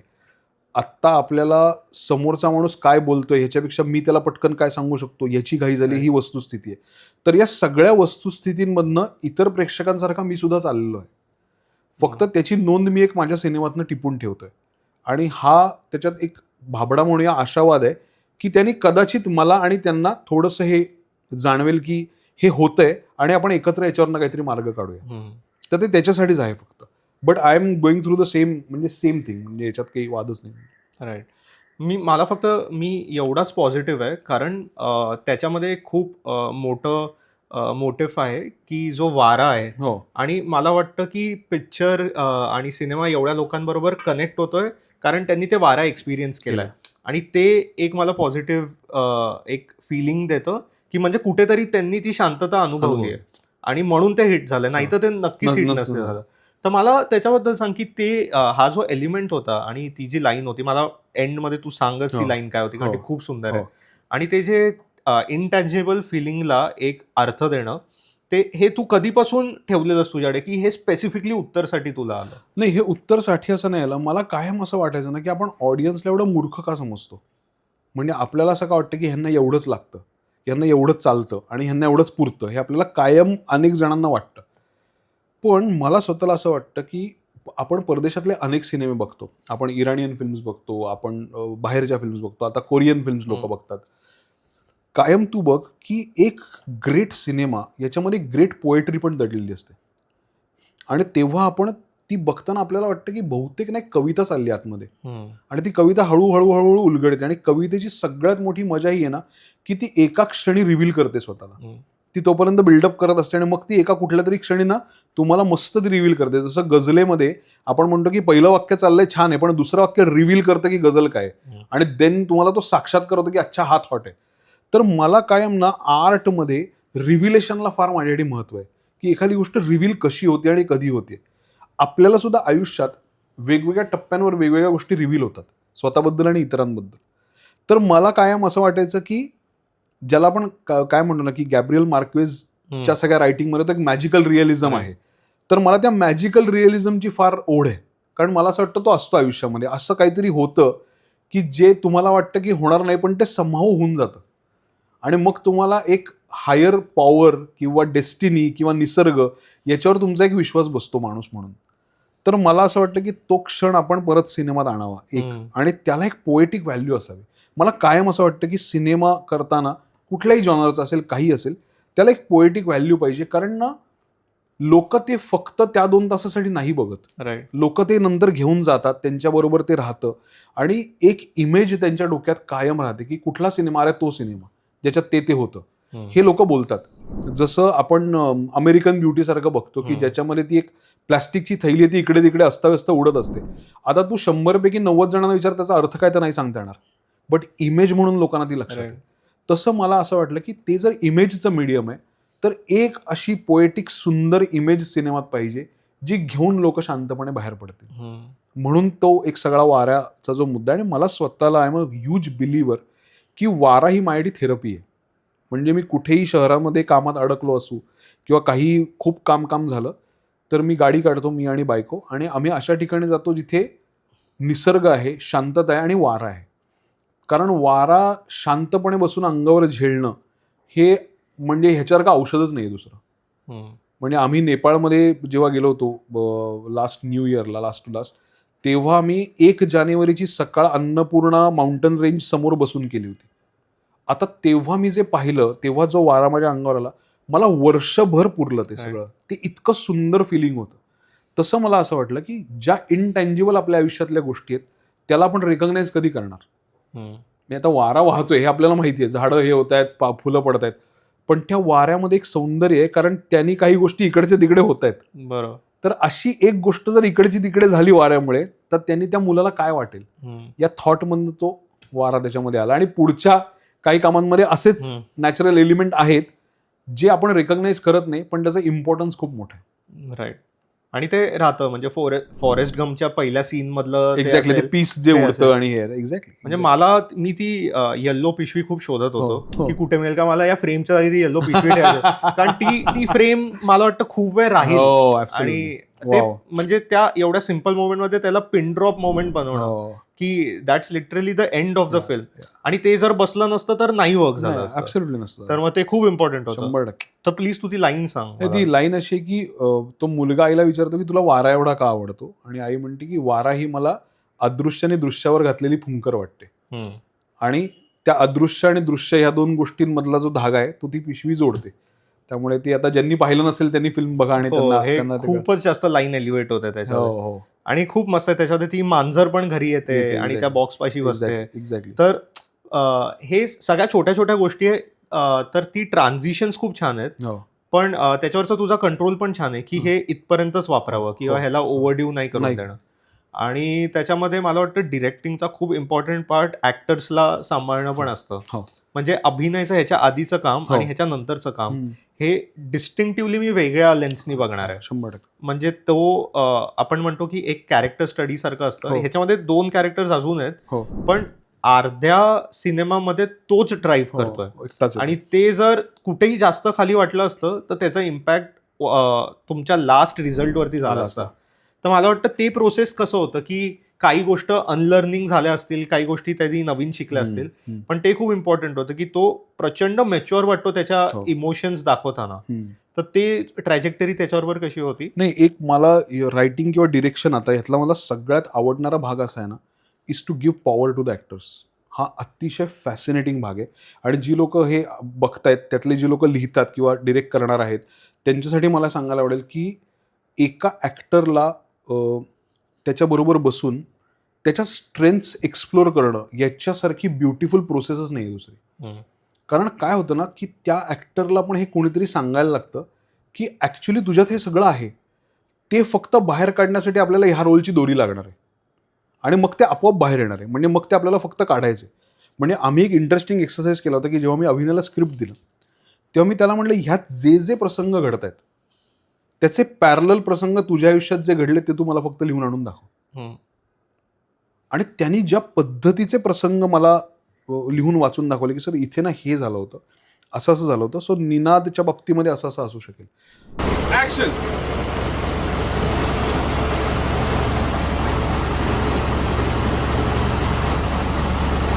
अभिनय पुढच्या सीटवर दोन्ही हात ठेवून त्याचं झोपतो ना आपण पुढे, तशी एक फक्त घेऊ. It's not me, it's him who has developed this character like this, की हे असं करूया, हे असं करूया, हे अमुक होईल, हे तमुक होईल. त्याच्यामध्ये ती मॅच्युरिटी ऑलरेडी होती, फक्त तशा रोलची दोरीच त्याच्यापर्यंत पोचली नव्हती जी त्यातनं ती मॅच्युरिटी एक्सप्लोर करेल आणि बाहेर काढेल. त्यामुळे मला प्रत्येक ऍक्टरला, जी जितेंद्र जोशीच्या बाबतीत 2 स्पेशल लय होतं की सगळे म्हणत होते की तो खूप एनर्जेटिक आहे, तो खूप धमाल आहे आणि तो मजा करतो, तर मी म्हणलं मी त्याला खेळायला ठोकल्यासारखं एका जागी 2 तास उभं करणार आहे, कारण ते कॅरेक्टर तसं आहे. आणि that is what he is also, he is a poet. तो माणूस आतमध्ये 100 माणसांचा त्रागा साठवून उभा आहे आणि तो 2 तास हलत नाहीये. हीच तर त्या ऍक्टरची कपॅसिटी टेस्ट करणं आहे ना. राईट. तर त्यामुळे ती मला ऍक्टर्सना त्यांच्या कपॅसिटीला टेस्ट करायला लावणं हे मला अतिशय ब्युटिफुल वाटतं. म्हणजे मग अंकुशनी जे डबल सीटमध्ये केलेलं असू दे, सिद्धूनी धुराळामध्ये केलेलं असू दे, जितूनी 2 स्पेशल असू दे, अमेयानी फास्टर फेडेच्या वेळेला केलं असू, की अमेयानी फास्टर फेडे करताना सुद्धा मला आठवते की लास्ट 18-20 दिवस त्यांनी मीठ सुद्धा सोडलं होतं. तर आत्ता ते का, तर मला तेवढं एजी दिसायचंय आणि मला त्या मुला एवढं शार्प व्हायचंय की तो मुलगा ज्या स्पीडनी मूव्ह करेल, त्याचे विचार ज्या स्पीडनी मूव्ह करतील तेवढं मला स्पीडली मूव्ह करायचंय. त्याला ही पॉवर आम्ही मिळवून देऊ शकलो, म्हणजे त्याला तिथपर्यंत आणू शकलो आणि ती पॉवर त्याची त्यांनी मिळवली. हे सिनेमा मेकिंग किंवा नाटक लिहिणं यातला सगळ्यात फॅसिनेटिंग गोष्ट आहे ॲज अ डिरेक्टर. आणि दुसरा यातला एक लेअर असं आहे की I have been very fortunate to see some of the best directors working with the actors. म्हणजे आता समीर आहे Vidwans. Sameer is a person जो ॲक्टरकडनं अत्यंत सहज आणि सुंदर काम काढून घेऊ शकतो, अतिशय सुंदर. म्हणजे त्यांनी ज्या पद्धतीचे ॲक्टर्स एक्सप्लोर करून त्यांच्यातनं जे पॉसिबिलिटीज काढल्यात ना त्या कमाल आहेत. सेम आदित्य आहे सरपोतदार, या दोघांबरोबर मी लार्जली खूप जास्त काम केलं. किंवा रवी आहे, रवीची पद्धत अशी आहे की तो अत्यंत सहज आहे आणि तो ऍक्टर्सना असं सांगतो की हा तू करशील, तर तो कॉन्फिडन्स देतो ऍक्टरला आणि तो ना बरोबर त्याचं एक सौंदर्य स्थळ तयार करतो आणि ते छान त्यांच्याकडनं काढून घेतो. सो अशी डिरेक्टर्स असल्यामुळे, किंवा रोहित सर आहेत की ते पॉवर देतात ऍक्टरला की ह्या पद्धतीने करायचं, ह्याच्यात ही पॉवर पाहिजे. तर ते बघितल्यामुळे ना त्या प्रत्येकाचा कुठला ना कुठला तरी संस्कार माझ्यावर आहे. तर तो सुद्धा माझ्या या डिरेक्शन मध्ये आलाय असं मला वाटतंय आणि त्याची मजा पण येते. तू हे वेगवेगळे स्लाइसेस ऑफ लाईफ एक्सप्लोर करतो, पण त्याच्यामध्ये कधीच मला असं वाटत नाही की तू फक्त फील गुड वाल्या स्टोरीज सांगू शकतो, कारण तू एक्स्ट्रीम नेगेटिव्ह कॅरेक्टर्स पण एक्सप्लोर करतो. म्हणजे फास्टर फेणेमधला आप्पाचा कॅरेक्टर हे जर त्या वर्ल्डमध्ये नसलं, म्हणजे त्याला जर बनेचं ब्राईटनेस नसलं असतं तर तो कम्प्लिटली डार्क फिल्म आहे. तर ते मला त्याच्याबद्दल पण आवडेल की इवन ह्याचं जर उद्या एक वेगळं एक्सप्लोरेशन झालं तर कम्प्लिटली तू एक वेगळं डार्क साईड ऑफ एआय पण एक्सप्लोर करू शकतो. 100% करू शकतो. तर मग हे डार्कनेस बद्दल मला सांग. मी तुला सांगू, मला डार्क साईड एक्सप्लोर करायला प्रॉब्लेम काहीच नाहीये. पण आता फॉर एक्झाम्पल ती काय ब्लॅक मिरर, त्याच्यामध्ये बऱ्याच टेक्नॉलॉजीच्या डार्क साईड एक्सप्लोर केल्या होत्या. मी त्याचे काही एपिसोड्स पाहिले होते. मला एकच फक्त ते बघताना असं वाटलं की भविष्यातल्या कल्पनेची भीती दाखवून मी लोकांना एंटरटेन करायचं आहे का मी लोकांना आत्ता त्यांच्या दारावर जे उभं आहे त्यातनं आपण एकत्र कसा मार्ग काढूया हे सांगायचं. It's a creative choice. Same with Faster Fene, की आप्पा जे कॅरेक्टर आहे ते स्पेक्ट्रमच्या दुसऱ्या बाजूला आहे आणि ते या सिस्टीमनीच जन्माला घातलेलं कॅरेक्टर आहे. म्हणजे जेव्हा फास्टर फेणे झाला तेव्हा अनेक लोक मला म्हणले की आप्पाचा स्पिन ऑफ व्हायला पाहिजे, म्हणजे त्याची एक गोष्ट असू शकते, त्याची एक स्टोरी असू शकते. आणि मी अगेन म्हणलं तसं सेन्सिटिव्हिटी का इथे कामाला येते, की मी त्याच्याकडे कॅरेक्टर म्हणूनच पाहतोय, मी त्याच्याकडे वाईट म्हणून नाहीच बघत आहे. तो त्याच्या स्टोरीत बरोबरच आहे आणि तीच त्याची गंमत आहे की त्याच्या सर्कमस्टन्सेसमुळे, त्याच्या चॉईसेसमुळे तो इथपर्यंत आलाय. But he happens to be in a battle with a noble man. आणि ज्याच्यात तो नोबल माणूस त्याला हरवतोय, एवढाच मुद्दा आहे. त्यामुळे त्या कॅरेक्टरला मी कधीच ब्लॅक अँड व्हाईट म्हणून बघत नाही, पुढेही बघणार नाही. कदाचित पुढे खाली डार्क गोष्ट मी करीन, पण तेव्हा मी अरे हा आता व्हिलन आहे असं मी म्हणून त्याला कधीच बघू शकतो. बरोबर, ॲब्सोल्युटली नाही. त्यामुळे त्या कॅरेक्टरला कॅरेक्टर म्हणून बघणं हीच त्याची मजा आहे. आणि खूप इंटरेस्टिंग आहे. म्हणजे मला असं आवडेल बघायला की ज्याच्यात कम्प्लीट एक्सप्लोरेशन ऑफ डार्कनेस. हो, अगदी अगदी खूप इंटरेस्टिंग. आणि आता आपण म्हणत होतो ट्रान्झिशन्स बद्दल आणि कसे लिटरल वॉल्स होते, तर त्या एक खूप सुंदर गोष्ट होते उत्तरच्या टुवर्ड्स द एंड, की तो कम्प्लिटली त्याच्या रूम मधून तिच्या आईच्या स्पेसमध्ये ट्रान्सफॉर्म होतो, तिथे शिफ्ट होऊन जातो. तर मग हे गोष्ट आणि त्या घराचं आर्किटेक्चर हे किती आधीपासून इम्प्रिंटेड होतं आपल्या स्क्रिप्टमध्ये, की हे लोकेशन बघून आणि मग आलं? नाही, आम्ही म्हणजे ह्याच्यात 2 माणसांचा खूप महत्त्वाचा वाटा आहे. एक म्हणजे निखिल कोवळे आणि अपूर्वा जे प्रोडक्शन डिझायनर आहेत, आणि जे आर्टिकल 15, मुल्क, थप्पड, फास्टर फेणे, व्हेंटिलेटर हे त्यांनी केले त्याच्या आधीचे सिनेमे. मजा ही आहे सौरभ ह्याच्यामध्ये, जेव्हा मी त्यांना गोष्ट ऐकवली, म्हणजे स्क्रिप्ट पाठवली, स्क्रिप्ट सांगितली, the first thing they said की काहीही झालं, काहीही तरी आम्हाला ही फिल्म करायची, कारण आम्हाला ही गोष्ट सांगावीशी वाटते ॲज डिझायनर्स. आणि मग असं झालं की ओके, आता आपण घर शोधूया. मग आम्ही खूप घरं शोधली, आम्ही टेरिफिक रेकी केली की इथे जाऊया, हे करूया, ते करूया. पण त्या दोघांनी, म्हणजे निखिल आणि अमल, या दोघांनी मला बसून असं सांगितलं की तुझी पहिली फिल्म आहे, पहिल्या फिल्मला अशी एन्व्हायरमेंट घे जी तू डिक्टेट करू शकशील, कंट्रोल असेल पूर्ण. करेक्ट. अशी एन्व्हायरमेंट नको घेऊ जी तुला डिक्टेट करेल की आता 6 वाजले आणि पार्किंगचा प्रॉब्लेम आहे तर शूट थांबवा, किंवा 4 वाजले इथे आवाज करू नका. असं न करता let's create a flat in a studio.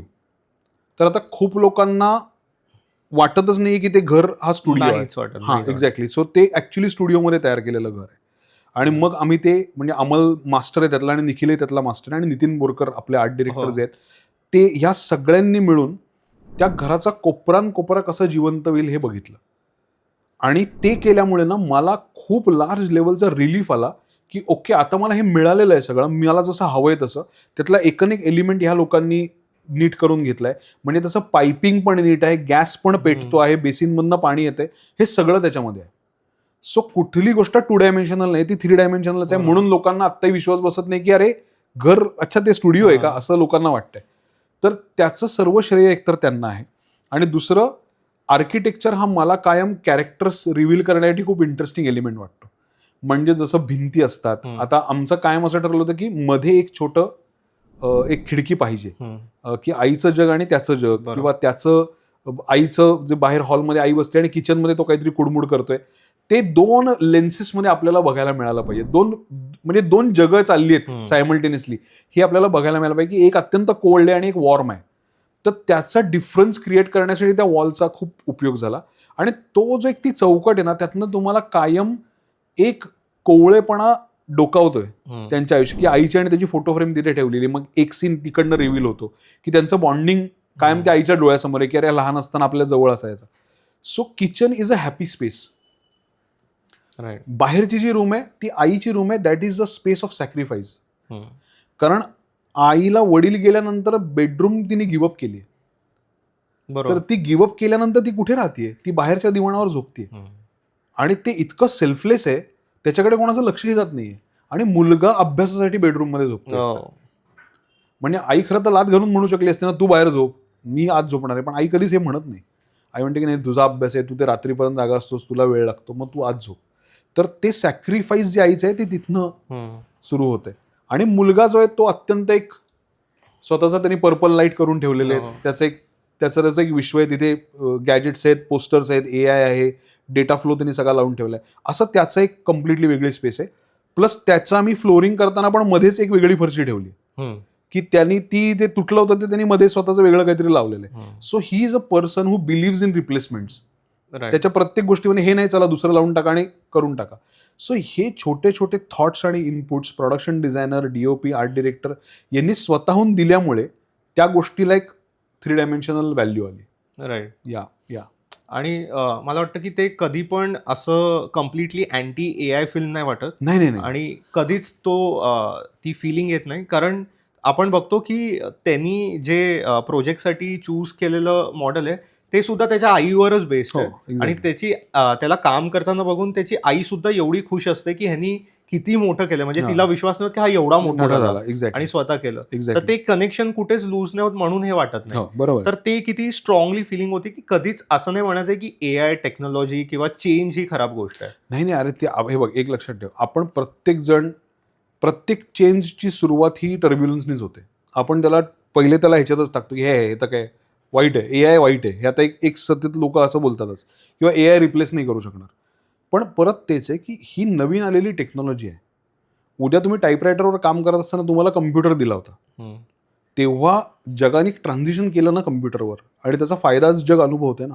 तसंच AI मध्ये अशा काही चांगल्या गोष्टी असतील, म्हणजे तुला गंमत सांगतो मी, आम्हाला कमीत कमी असे 8 ते 10 प्रेक्षक भेटलेत ज्येष्ठ नागरिक वयाचे, आणि ते आमचा हातात घेऊन असं म्हणाले, आमच्या आईवडिलांच्या काळात जर असती ना अशी टेक्नॉलॉजी, हो आम्ही त्यांचा आवाज ठेवला असता रेकॉर्ड करून. तर आता हे जे आहे ना, हे त्यांना कदाचित असं वाटतं की अरे यार हे एवढं उशिरा का आलं, हे तेव्हा आलं असतं तर कदाचित आम्हालाही हे मिळालं असतं. सो त्याचा एक चांगला उपयोग पण आहे. काही लोक त्याचा उपयोग करून खूप गोष्टी जमवत आहेत, खूप गोष्टी हे करतात, काय संग्रहित करून ठेवत आहेत. त्याचा उपयोग तो आता बऱ्याच जणांना तू बघितलंस की लोक गेलेल्या माणसांना फॅमिलीच्या लग्नाच्या फोटोमध्ये ऍड करतात. आता हे AI मुळे शक्य होतं. तर it is a great tool for people just to be, की त्या माणसाला या मेमरीचा भाग बनवूया. तर मला कुठेही ना ते वाईट आहे ते चांगलं आहे ह्याच्यात जायचंच नव्हतं, कारण माझा कायम विश्वास आहे की वापरणारे चांगले किंवा वाईट असतात. बरोबर. तर तो वापरणाऱ्याचाच मुद्दा आहे. कायम कुठलीही टेक्नॉलॉजी आली तरी it is how good or bad it is, हे तुम्ही वापरणाऱ्यावरच अवलंबून आहे. त्यामुळे म्हणून मला AI ला त्याच्या जागीच ठेवायचं होतं, आणि निनाद ती कशी वापरतोय हे दाखवायचं. आणि म्हणजे कधी मला कोणी विचारलं की तुला एक वर्डमध्ये डिस्क्राईब कर, म्हणजे क्षितिज पटवर्धन कोण आहे, तर मला असं वाटतं की कंटेम्पररी, की आजची स्टोरीज आजच्या लोकांसाठी सांगणारं असं. तर मग ते AI, तू नाटकामध्ये पण AI आणि इथे पण AI, आणि तू दरवेळेस त्या वेळेच्या गोष्टी सांगतो, तर ते तुझ्यासाठी किती इम्पॉर्टंट आहे की आजच्या गोष्टी सांगणं? खूप इम्पॉर्टंट आहे, खूप चॅलेंजिंग आहे, कारण काळ इतक्या रॅपिडली बदलतोय की तुम्ही गोष्ट सुरू करता आणि गोष्ट संपवता याच्यामध्ये जग खूप पुढे जाऊ शकतं, गेलेलं असतं बऱ्याच वेळेला, तरी ते रिलेव्हंट वाटणं इज व्हेरी इम्पॉर्टंट. आणि ते तरी रिलेव्हंट वाटतंय ह्याचा एक धोका असा आहे की आपण थोडे मागे पडलोय का, म्हणजे हाही प्रश्न आपण विचारायला पाहिजे की आपण थोडे मागे आहोत का अजून, आपण थोडं अजून पुढे असायला पाहिजे. आणि मी नेहमी हा विचार करतो की कदाचित आपण जे करतोय त्याचा इम्पॅक्ट छोटा असू शकतो, पण त्या इम्पॅक्टनी अजून काही लोकांना जर बळ मिळालं की असा इम्पॅक्ट क्रिएट करता येतो, तर कदाचित ह्याच्यापेक्षा खूप मोठ्या फिल्म्स बनतील AI शी रिलेटेड, याच्यापेक्षा खूप मोठी नाटकं बनतील जी डिझनी स्टाईलची म्युझिकल असतील. सो माझा प्रयत्न हाच आहे की मला इतिहासात काही हे पायोनियरिंग काम आहे म्हणून मला त्याची नोंद नको आहे, मला नोंद ह्याच्यासाठीच हवी आहे की असं करता येऊ शकतं. आणि आता कदाचित असं होईल की 4-5 वर्षानंतर कोणाला तरी अजून काहीतरी भन्नाट सुचलं AI मध्ये आणि त्याने अख्खी फिल्म केली, बरोबर, तर माझ्यासाठी ती खूप मोठी आनंदाची गोष्ट असेल, कारण त्याची एक पद्धतीची सुरुवात आपल्याला उत्तरमधनं करता आली किंवा आजीबाईमधनं करता आली, आणि without saying that technology is bad or good or whatever, just embracing the technology and making it contemporary. Right. आणि पण हे तुझं सोर्सेस काय असतात टू स्टे कंटेम्पररी, म्हणजे आजच्या स्टोरीज सांगणं, तू आजूबाजूला फिरतोच आहेस, पण मग तुझे सोर्सेस काय आहेत की बाबा मी इथून या गोष्टी करून मला आजची पल्स काय ती कळते, what you do for it? नाही, सो सोर्सेसचे 2-3 मुद्दे आहेत. एक त्यातला सगळ्यात महत्त्वाचा मुद्दा असा आहे की माणसांच्या ज्या बेसिक इमोशन्स आहेत ना आणि बेसिक रिलेशनशिप्स आहेत ना, त्या सार्वकालिक आहेत, म्हणजे त्या तेव्हापासून आत्तापर्यंत त्या तशाच आहेत. आई आणि मूल हे नातं आपल्याला आयुष्यभर माहिती आहे, आता फक्त त्याचं प्रेझेंटेशन चेंज झालंय. सो आत्ताचा फ्लेवर आणि कालातीत विषय अशी त्याची मांडणी, की कुठलाही विषय, तो विषय सार्वकालिक युनिव्हर्सल कालातीत आहे, आणि त्याचं प्रेझेंटेशन आहे ते कंटेम्पररी, फ्लेवरफुल आणि रूटेड आहे. तर या दोन्हीचं मिक्सअप मी कायम माझ्या कामामधनं करत असतो. आणि त्याच्या सोर्सेसमध्ये असं आहे की लोक हाच सोर्सेस आहे. बेसिकली मला असं वाटतं की क्रिएटिव्ह माणसाची एक स्ट्रेंथ अशी असते की he is always interested in people. म्हणजे माझा स्वभाव असा आहे की I am always interested in people, आणि तो सगळ्यात मोठा सोर्स आहे की समोरचा माणूस काय करतो ह्याच्यात मला मुळात इंटरेस्ट आहे. बहुतांश लोकांचं असं होतं की त्यांना तो इंटरेस्टच नसतो. आणि मग असं वाटतं की अरे रायटर ब्लॉक येतोय किंवा कोरडं वाटतंय किंवा ह्यातनं एक इमोशनल इम्पॅक्ट येत नाही. That is because you are not interested in people. तर मला तो मी इंटरेस्टेड असल्यामुळे लोक माझ्याशी असं काहीतरी शेअर करतात, माझ्याबरोबर बोलतात, मला अशा काही गोष्टी दाखवतात, माझ्याशी असा काही संवाद साधतात ज्यातनं मला भरभरून मिळत राहतं. म्हणजे उत्तर पाहिल्यानंतर मला काही लोकांनी जे फोन केलेत त्यांनी अत्यंत पर्सनल गोष्टी शेअर केल्या माझ्याशी, की आमच्या बाबतीत ना ही गोष्ट अशी अशी झाली होती जी आम्ही कोणाला सांगितली नाही. आता हे काय आहे, तर हे मी त्यांच्यात इंटरेस्टेड असणंच आहे. आणि मला त्या इंटरेस्टेड असण्याचा त्रासही कधी कधी होतो, की कधी कधी असं वाटतं आपण खूप जास्त घुसतोय का लोकांच्या आयुष्यात किंवा खूप जास्त अटेंटिव्ह होत का त्यांना. पण नाही, मला त्याची मजा वाटते आणि त्या विश्वासाला आपण पात्र आहोत की लोकांना आपल्याला सांगावंसं वाटतंय. बरोबर, हे किती ग्रेट गोष्ट आहे. Without knowing you. एक्झॅक्टली. त्यामुळे मला त्याच्याकडे मी कायम पॉझिटिव्हली बघतो. आणि मग बाकीच्या गोष्टी आहेतच, की ट्रेंडमध्ये काय चाललंय, इन्स्टावर काय चाललंय, फेसबुकवर काय चाललंय, सोशल मीडिया काय म्हणतोय, ट्विटरवर काय, हे तर बाजूचं चालू आहे. प्लस एक त्याला वैचारिक काहीतरी आपल्याला अधिष्ठान हवं असेल तर काही गोष्टींचं मी सबस्क्रिप्शन घेतलंय. आता मास्टर क्लास सारखी गोष्ट आहे ज्याचं माझ्याकडे सबस्क्रिप्शन आहे. सो इंडस्ट्रीतले स्टॉलवर्ड्स काय पद्धतीचा विचार करतात, काय पद्धतीचं फ्युचर ते बघतायत, कशा पद्धतीचं काम करतायत, तो एक अप्रोच आहे. एक अप्रोच आहे की आपण जे जगतोय त्याच्या अवतीभोवती सामाजिक काय पद्धतीचं लेअरिंग आहे.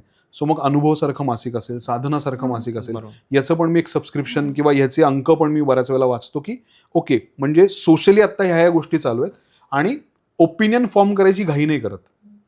तर त्या गोष्टी मला कुठल्याही प्रिज्युडाईजपासून लांब ठेवण्यासाठी मदत करतात.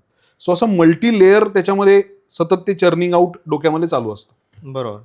आणि तू असं न्यूजवाला पर्सन आहेस की ज्याला न्यूज पाहिजे, की तुला एक स्पेसिफिक क्युरेटेड ओपिनियन पीसेस पाहिजेत किंवा फीचर्स जास्त वाचायचे आहेत? नाही, मला माझी सवय अशी की मी रोज सकाळी शांतपणे 20-25 मिनिटं माझा चहा किंवा कॉफी जी काय ती आणि पेपर असा मी बसतो. मी पत्रकारितेचा विद्यार्थी असल्यामुळे मला रोजचा newspaper is my biggest source. कारण अजूनही जर तू बघितलंस तर न्यूजपेपरमध्ये ज्या ह्युमन स्टोरीज असतात तशा तुला कुठेच मिळणार नाही. आणि त्या ह्युमन स्टोरी बघायची तुझी एक दृष्टी तयार व्हायला लागते. म्हणजे प्रत्येक वेळेला त्या असतातच असं नाही, पण they trigger you to think or feel about those people. की अरे इथे असं झालं, आईला काय झालं असेल त्या माणसाला, किंवा त्या व्यक्तीला काय वाटलं असेल, किंवा हे मध्यरात्री असं असं झालं मग त्यांचं काय झालं असेल, हे तुला प्रश्न त्या न्यूजपेपरमधनं पॉपअप व्हायला लागतात. बरोबर. त्यामुळे न्यूजपेपर इज माय बिगेस्ट काय सोर्स ऑफ इन्फॉर्मेशन. आणि आजूबाजूला काय चाललंय ह्याचं पण एक तुम्हाला अंदाज त्यांनी येतो. राईट. कोण PR जास्त करतंय, कोण काय पद्धतीचं नरेटिव्ह सेट करू बघतंय, कोण काय पद्धतीच्या गोष्टी दाबतंय. सो पॉलिटिकल असेल, सोशल असेल, कल्चरल असेल, इकॉनॉमिकल असेल, या सगळ्याचा रोजचा एक स्लाइस तुम्हाला न्यूजपेपर देतं. तर त्याच्याकडे मला लक्ष द्यायला आवडतं एक. आणि दुसरं महत्त्वाचं, again it is a slow medium.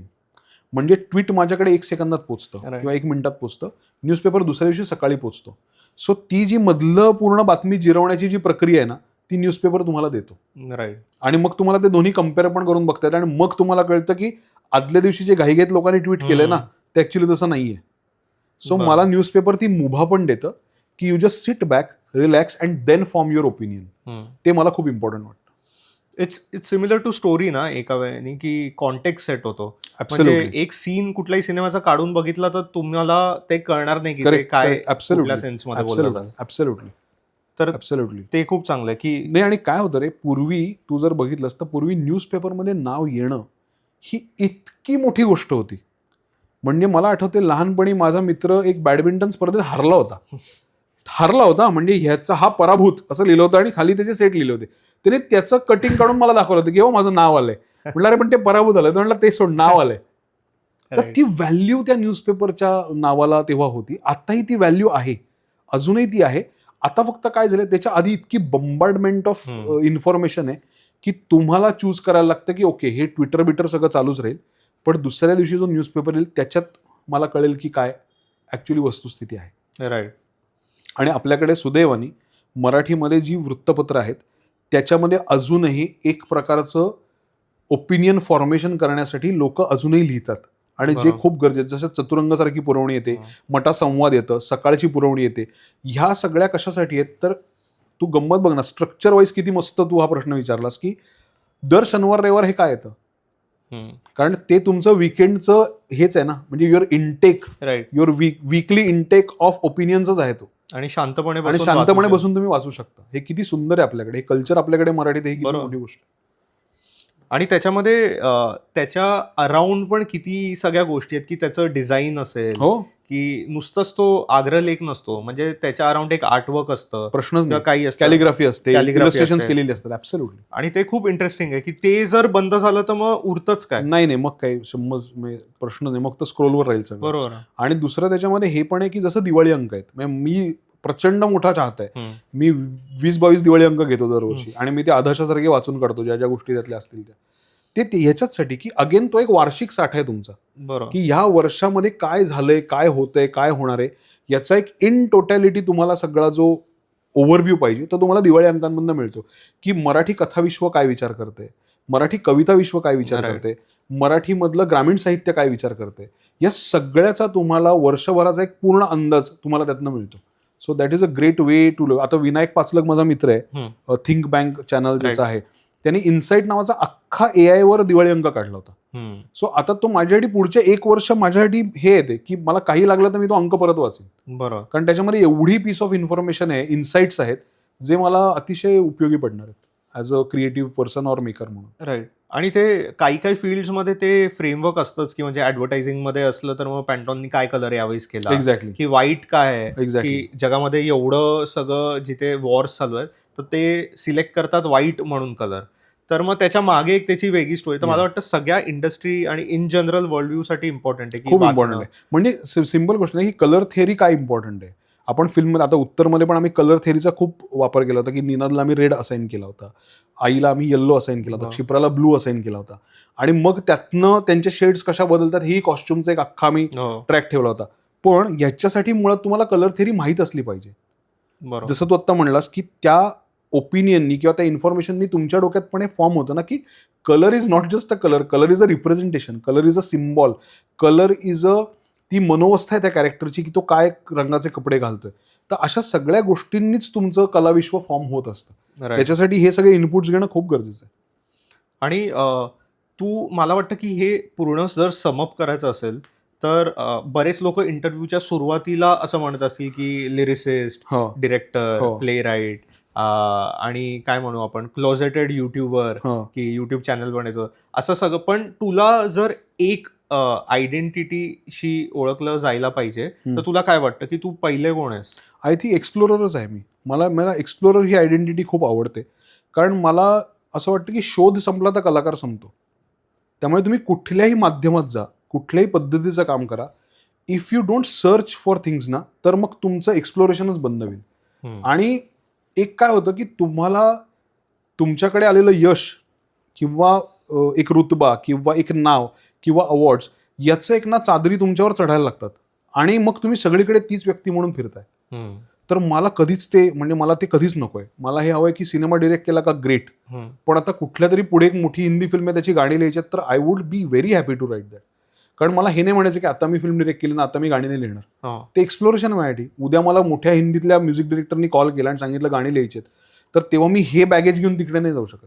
Right. की नाव I have directed a film, I am a director नाव. तर त्यांनी काही होत नाही. म्हणजे आपल्याकडे खूप 2 मोठी उदाहरणं आहेत, की जावेद अख्तर आहेत आणि गुलजार आहेत, की ते इतके पाण्यासारखे फ्लोई आहेत ना, की आज ह्या माणसाबरोबर काम केलं तेही सुंदर केलं, 4 दिवसांनी त्या माणसाबरोबर काम केलं तेही सुंदर केलं, आणि कधीच त्या कामाला त्यांनी स्वतःचा रोल कधी खूप सिरियसली मिरवला नाही. त्यांनी काम सिरियसली केलं. बरोबर. तर मी मागेही म्हटलं होतं की सचिन सर आता भूमिकामध्ये काम करतात, खेडेकर, तर त्यांनी मला सांगितलं होतं की श्याम बेनेगल त्यांना एकदा म्हणाले होते की artist should where is talent very lightly. हे इतकं ग्रेट इन्साइट आहे ह्या कुठल्या आर्टिस्टसाठी, की त्याचा फार बडेजाव बाहेर न मिरवता ते काम तुम्ही सिरियसली करा, then you come out of it. I think that is very important. So explorer is a thing which I would like to be always. आणि काय ग्रेट एक्झाम्पल्स आहेत जावेद अख्तर आणि गुलजार पण, की ज्यांचं लिरिक्समध्ये आत्ताही तेवढं कंटेम्पररी आहे. प्रश्नच नाही. की म्हणजे मी गुलजारचं मध्ये एक ऐकलेलं, मला वाटतं आलिया भट्टचा पिक्चर होता, जो विजय वर्मा आणि ते डार्लिंग्स होतं, ज्याच्यामध्ये एक लाईन होती की पिस्ते पिस्ते हम ड्रायफ्रूट हो गए. तर असं की गुलजारने लिहिलंय. आणि जावेद अख्तर जेही बोलतात, आणि काही म्हणजे ज्यांना तुम्हाला ऐकायला आवडेल, मला वाटतं ते खूप जास्त इंटरेस्टिंग लोक आहेत, की ज्यांचं काम पण खूप इंटरेस्टिंग असतं. तर मला वाटतं की आपण उत्तरबद्दल खूप चांगलं एक म्हणजे जेवढं मला वाटतं की आपण कव्हर करू शकतो. खूपच छान, खूपच छान. आणि ते बोलायला पण एवढं इंटरेस्टिंग वाटलं कारण त्याच्याबद्दल माझं मत होतं, पण त्याच्या मागच्या स्टोरी जसं मी कधीच विचार नाही करू शकत असतो की ते सेट होता. म्हणजे मी बोलणारच होतो, मी तिकडेच माझा क्वेश्चन काढून टाकला की सगळं रिअल लोकेशनवर कसं वाटलं शूट करून, कारण ते नाहीच वाटत. इंटिरियर एक्सटिरियरचा शिफ्टच नाही वाटत, कुठे ग्रीन स्क्रीन नाही दिसत, काही नाही दिसत. तर ते खूप इंटरेस्टिंग होतं. नाही, आणि ते म्हणजे मजा तीच आहे ना की आपलं काम कोणीतरी बारकाईनं बघतं, याचा कलाकाराला कायम आनंद वाटत असतो. म्हणजे मी 2 स्पेशलमध्ये एक वाक्य लिहिलं होतं का मिलिंद भागवतच्या तोंडी, की या जगात कोणाला तरी आपण चांगलं काम करतोय ह्याचा अभिमान वाटतो, हे कुठल्याही माणसासाठी खूप मोठं फिलिंग आहे. तर तसंच मला ते जेव्हा लोक म्हणतात की ते पायांचे शॉट्स किंवा अनमिसचे शॉट्स किंवा आई त्याच्याशी ॲप थ्रू बोलण्याचे शॉट्स, हे जेव्हा लोकांना त्यांच्या त्यांच्या लेवलला रिलेट होत आहेत ना, आय थिंक तेच आहे. अरे म्हणजे त्याच्या पलीकडे बाकी सगळ्या गोष्टी या बाय प्रोडक्ट आहेत. जर लोकांना फील होत असतील ना गोष्टी, तर त्याच्यापेक्षा महत्त्वाचं काही नाही माझ्यासाठी as an artist. I think that is the most important thing. Right. आणि ते किती छान पण आहे की आता आपण बोलतोय आणि या टाइमला म्हणजे एक्झॅक्टली या मोमेंटला कोणीतरी बसून तो सिनेमा बघतोय एक्झॅक्टली कुठेतरी, आणि ते रेलिव्हेंटली आत्ता बोललं जातं. Exactly. म्हणजे पास्ट टेन्स नाही, आपण प्रेझेंट टेन्स मध्ये बोलतो. एक्झॅक्टली ते खूप एक्साइटिंग आहे आणि जाम मजा आली. म्हणजे मला तर वाटतं की ह्याच्याबद्दल जेवढं बोलल्याने नवीन गोष्टी कळतात आणि ती कॉन्व्हर्सेशन चालू राहतं, तर ते इंटरेस्टिंग आहे. तू काही गोष्टी बोलला की फिल्म क्लब्स हवे आहेत, नेसेसरी आणि खूप 100%. गरजेचं आहे. 100%. फिल्म हेरिटेज करताय तसं असलं पाहिजे, पण छोट्या छोट्या गोष्टीमध्ये जर लोकांनी सिनेमे बघितले वेगवेगळ्या प्रकारचे, तर कदाचित तो ऑडियन्स पण होईल, 100% होईल. आणि त्याच्याबद्दल डिस्कशन होणं इम्पॉर्टंट नाही, आहे. म्हणून मी ऍक्टिव्हली या दोन्ही माझ्या कामांचं असं आहे, आजीबाई असो किंवा उत्तर असो, हे टीनेजर्स किंवा प्रीटीनसाठी का केलंय? कारण तो ऑडियन्स आहे पुढे. वय वर्ष 10 पासनची जी आता मुलं आहेत, ते पुढच्या 5-7 वर्षामध्ये असा ऑडियन्स तयार होणार आहे, ज्यांच्यासाठी मराठीमध्ये काहीतरी असायला पाहिजे. आणि Right. त्यांना आपण धाकदपटशा दाखवून हाताला धरून आता आम्ही जे बघतोय तेच सिने तुम्ही बघा, असं नाही करू शकत. सो त्यामुळे मराठीमध्ये 25 वर्षाचा दिग्दर्शक आला पाहिजे. त्यांनी 20 वर्षाच्या मुलांची गोष्ट सांगितली पाहिजे. हे खूप इम्पॉर्टंट आहे. आणि म्हणून मला कायम असं वाटतं की ही पुढच्या ऑडियन्सची पेरणी पण आहे ना, की आजीबाई बघणारे अनेक लोक उत्तर बघायला आलेत आणि ते सांगतात, अरे नाटक पण आम्ही बघितला, खूप भारी, किंवा खूप आवडलं, किंवा तो मुलगा 13 वर्षाचा होता तर तो 15 झालाय. तर अगेन तेच आहे की मी 13ला त्याला एका टप्प्यावर भेटलोय, 15ला भेटलोय, आता मला 20लाही भेटायचंय. तर तो ऑडियन्स म्हणून पण माझ्याबरोबर ग्रो होणार आहे. आणि फ्युचरचा विचार आपण करायलाच पाहिजे, कारण मुळात आपण खूप नॉस्टॅल्जिक सोसायटी आहोत. राईट. आपण खूप मागच्या गोष्टींचा जास्त विचार करतो, पण पुढच्या गोष्टींचा विचार आता करणं फार गरजेचं आहे. नक्की. 100%. आणि खूप एक्साइटिंग मला वाटतं की येणारे काही चित्रपट पण खूप एक्साइटिंग आहेत. हो, येणारं काम जे होतंय आता ते पण एक्साइटिंग आहे. आहे आणि डेफिनेटली. लोक जर ते अजून बघायला लागली तर मला वाटतं की अजून तसं बनेल, होपफुली बनेल. 100% बनेल. आणि 100% बनेल. त्या मीडियम्सला पण एक्सप्लोअर करते. 100%. आणि तू करतोच, म्हणजे तू नाटक करतोय, तू सिनेमा करतोय, OTT करतोय. आता मला वाटतं अजून काही नवीन येईल, रील्स वरती कॉन्टेंट होईल, तर तू ते पण कर. मी तुझे रील्स वरती लाईक बघत असतो की गुलजारच्या पोस्टवरती आणि जावेद अख्तरच्या पोस्टवरती सहज क्षितिज पटवर्यांचा लाईक दिसेल. ऍब्सोल्युटली. तर ते खूप एक्साइटिंग. मला वाटतं की आता आपण उत्तरबद्दल बोललो, आपण आता लास्ट तुझ्याशी रेकमेंडेशन्स घेऊया. येस. तू काय बघतोयस, तू काय बघितलंय, तुला काय आवडतंय, त्याबद्दल बोलूया. मी आत्ता ना परत एकदा हा विचार करत होतो की म्हणजे ह्या सगळ्या टर्मोइलच्या काळामध्ये जेव्हा फिल्म रिलीज होतीये किंवा होणार आहे, त्यावेळेला तुम्ही भयंकर अँशियस असता आणि तुम्हाला सतत असं वाटत असतं की अरे अर्धा तास काही झालं नाही, आता काय होणार, म्हणजे सगळं मागे पडतंय का काय वगैरे. But I sat down and I made sure की मला ज्या ज्या गोष्टींनी इन्स्पायर व्हायला झाले ना, त्या मी परत एकदा बघीन. ओके. सो मी परत एकदा शांतपणे घरी जाऊन शॉशँक रिडेम्पशन पाहिली. आणि तेव्हा मला लक्षात आलं, अच्छा आपण 50 वेळा फिल्म पाहिली, पण हा एक मुद्दा होता जो आपल्याला तेव्हा लक्षात आला नव्हता, तो आता लक्षात आलाय. म्हणजे परत त्यातलं एक काहीतरी सौंदर्य स्थळ आज लक्षात आलं एवढ्या वर्षानंतर. किंवा फॉरेस्ट गम्प सारखी फिल्म आहे, लाईफ इज ब्युटिफुल सारखी फिल्म आहे. तर हे सिनेमे मी परत, पर्स्युट ऑफ हॅपीनेस आहे, परत रिव्हिजिट केले की आपल्याला एक्झॅक्टली काय मोटिवेट आत्तापर्यंत करत होतं, काय आवडतंय आपल्याला, आणि ते आपल्याला तिथपर्यंत कसं घेऊन चाललंय. सो त्यामुळे माझ्या काय म्हणूया आपण, आता एक स्पेस माझी अशी तयार होती ह्या वर्षाची की ज्याच्यामध्ये मी कॉन्शियसली आणि ॲक्टिव्हली फक्त गोष्टी बघायला आणि वाचायला पूर्णपणे वेळ डेडिकेट करणार. म्हणजे नाव I got that privilege for some time, की जेव्हा मी जे काम लिहिलंय त्याचं काम चालू आहे, पण मला एक असा वेळ मिळणार आहे की मी शांतपणे बसून ते वाचू शकतो, बघू शकतो. मी आत्तामध्ये एक पुस्तक वाचलं, ऐसपैस गप्पा दुर्गाबाईंची नावाचं. तर दुर्गाबाई भागवतांशी मारलेल्या गप्पा ज्या आहेत त्याचं एक संकलन आहे प्रतिभा रानडेंनी केलेलं. It is unbelievable.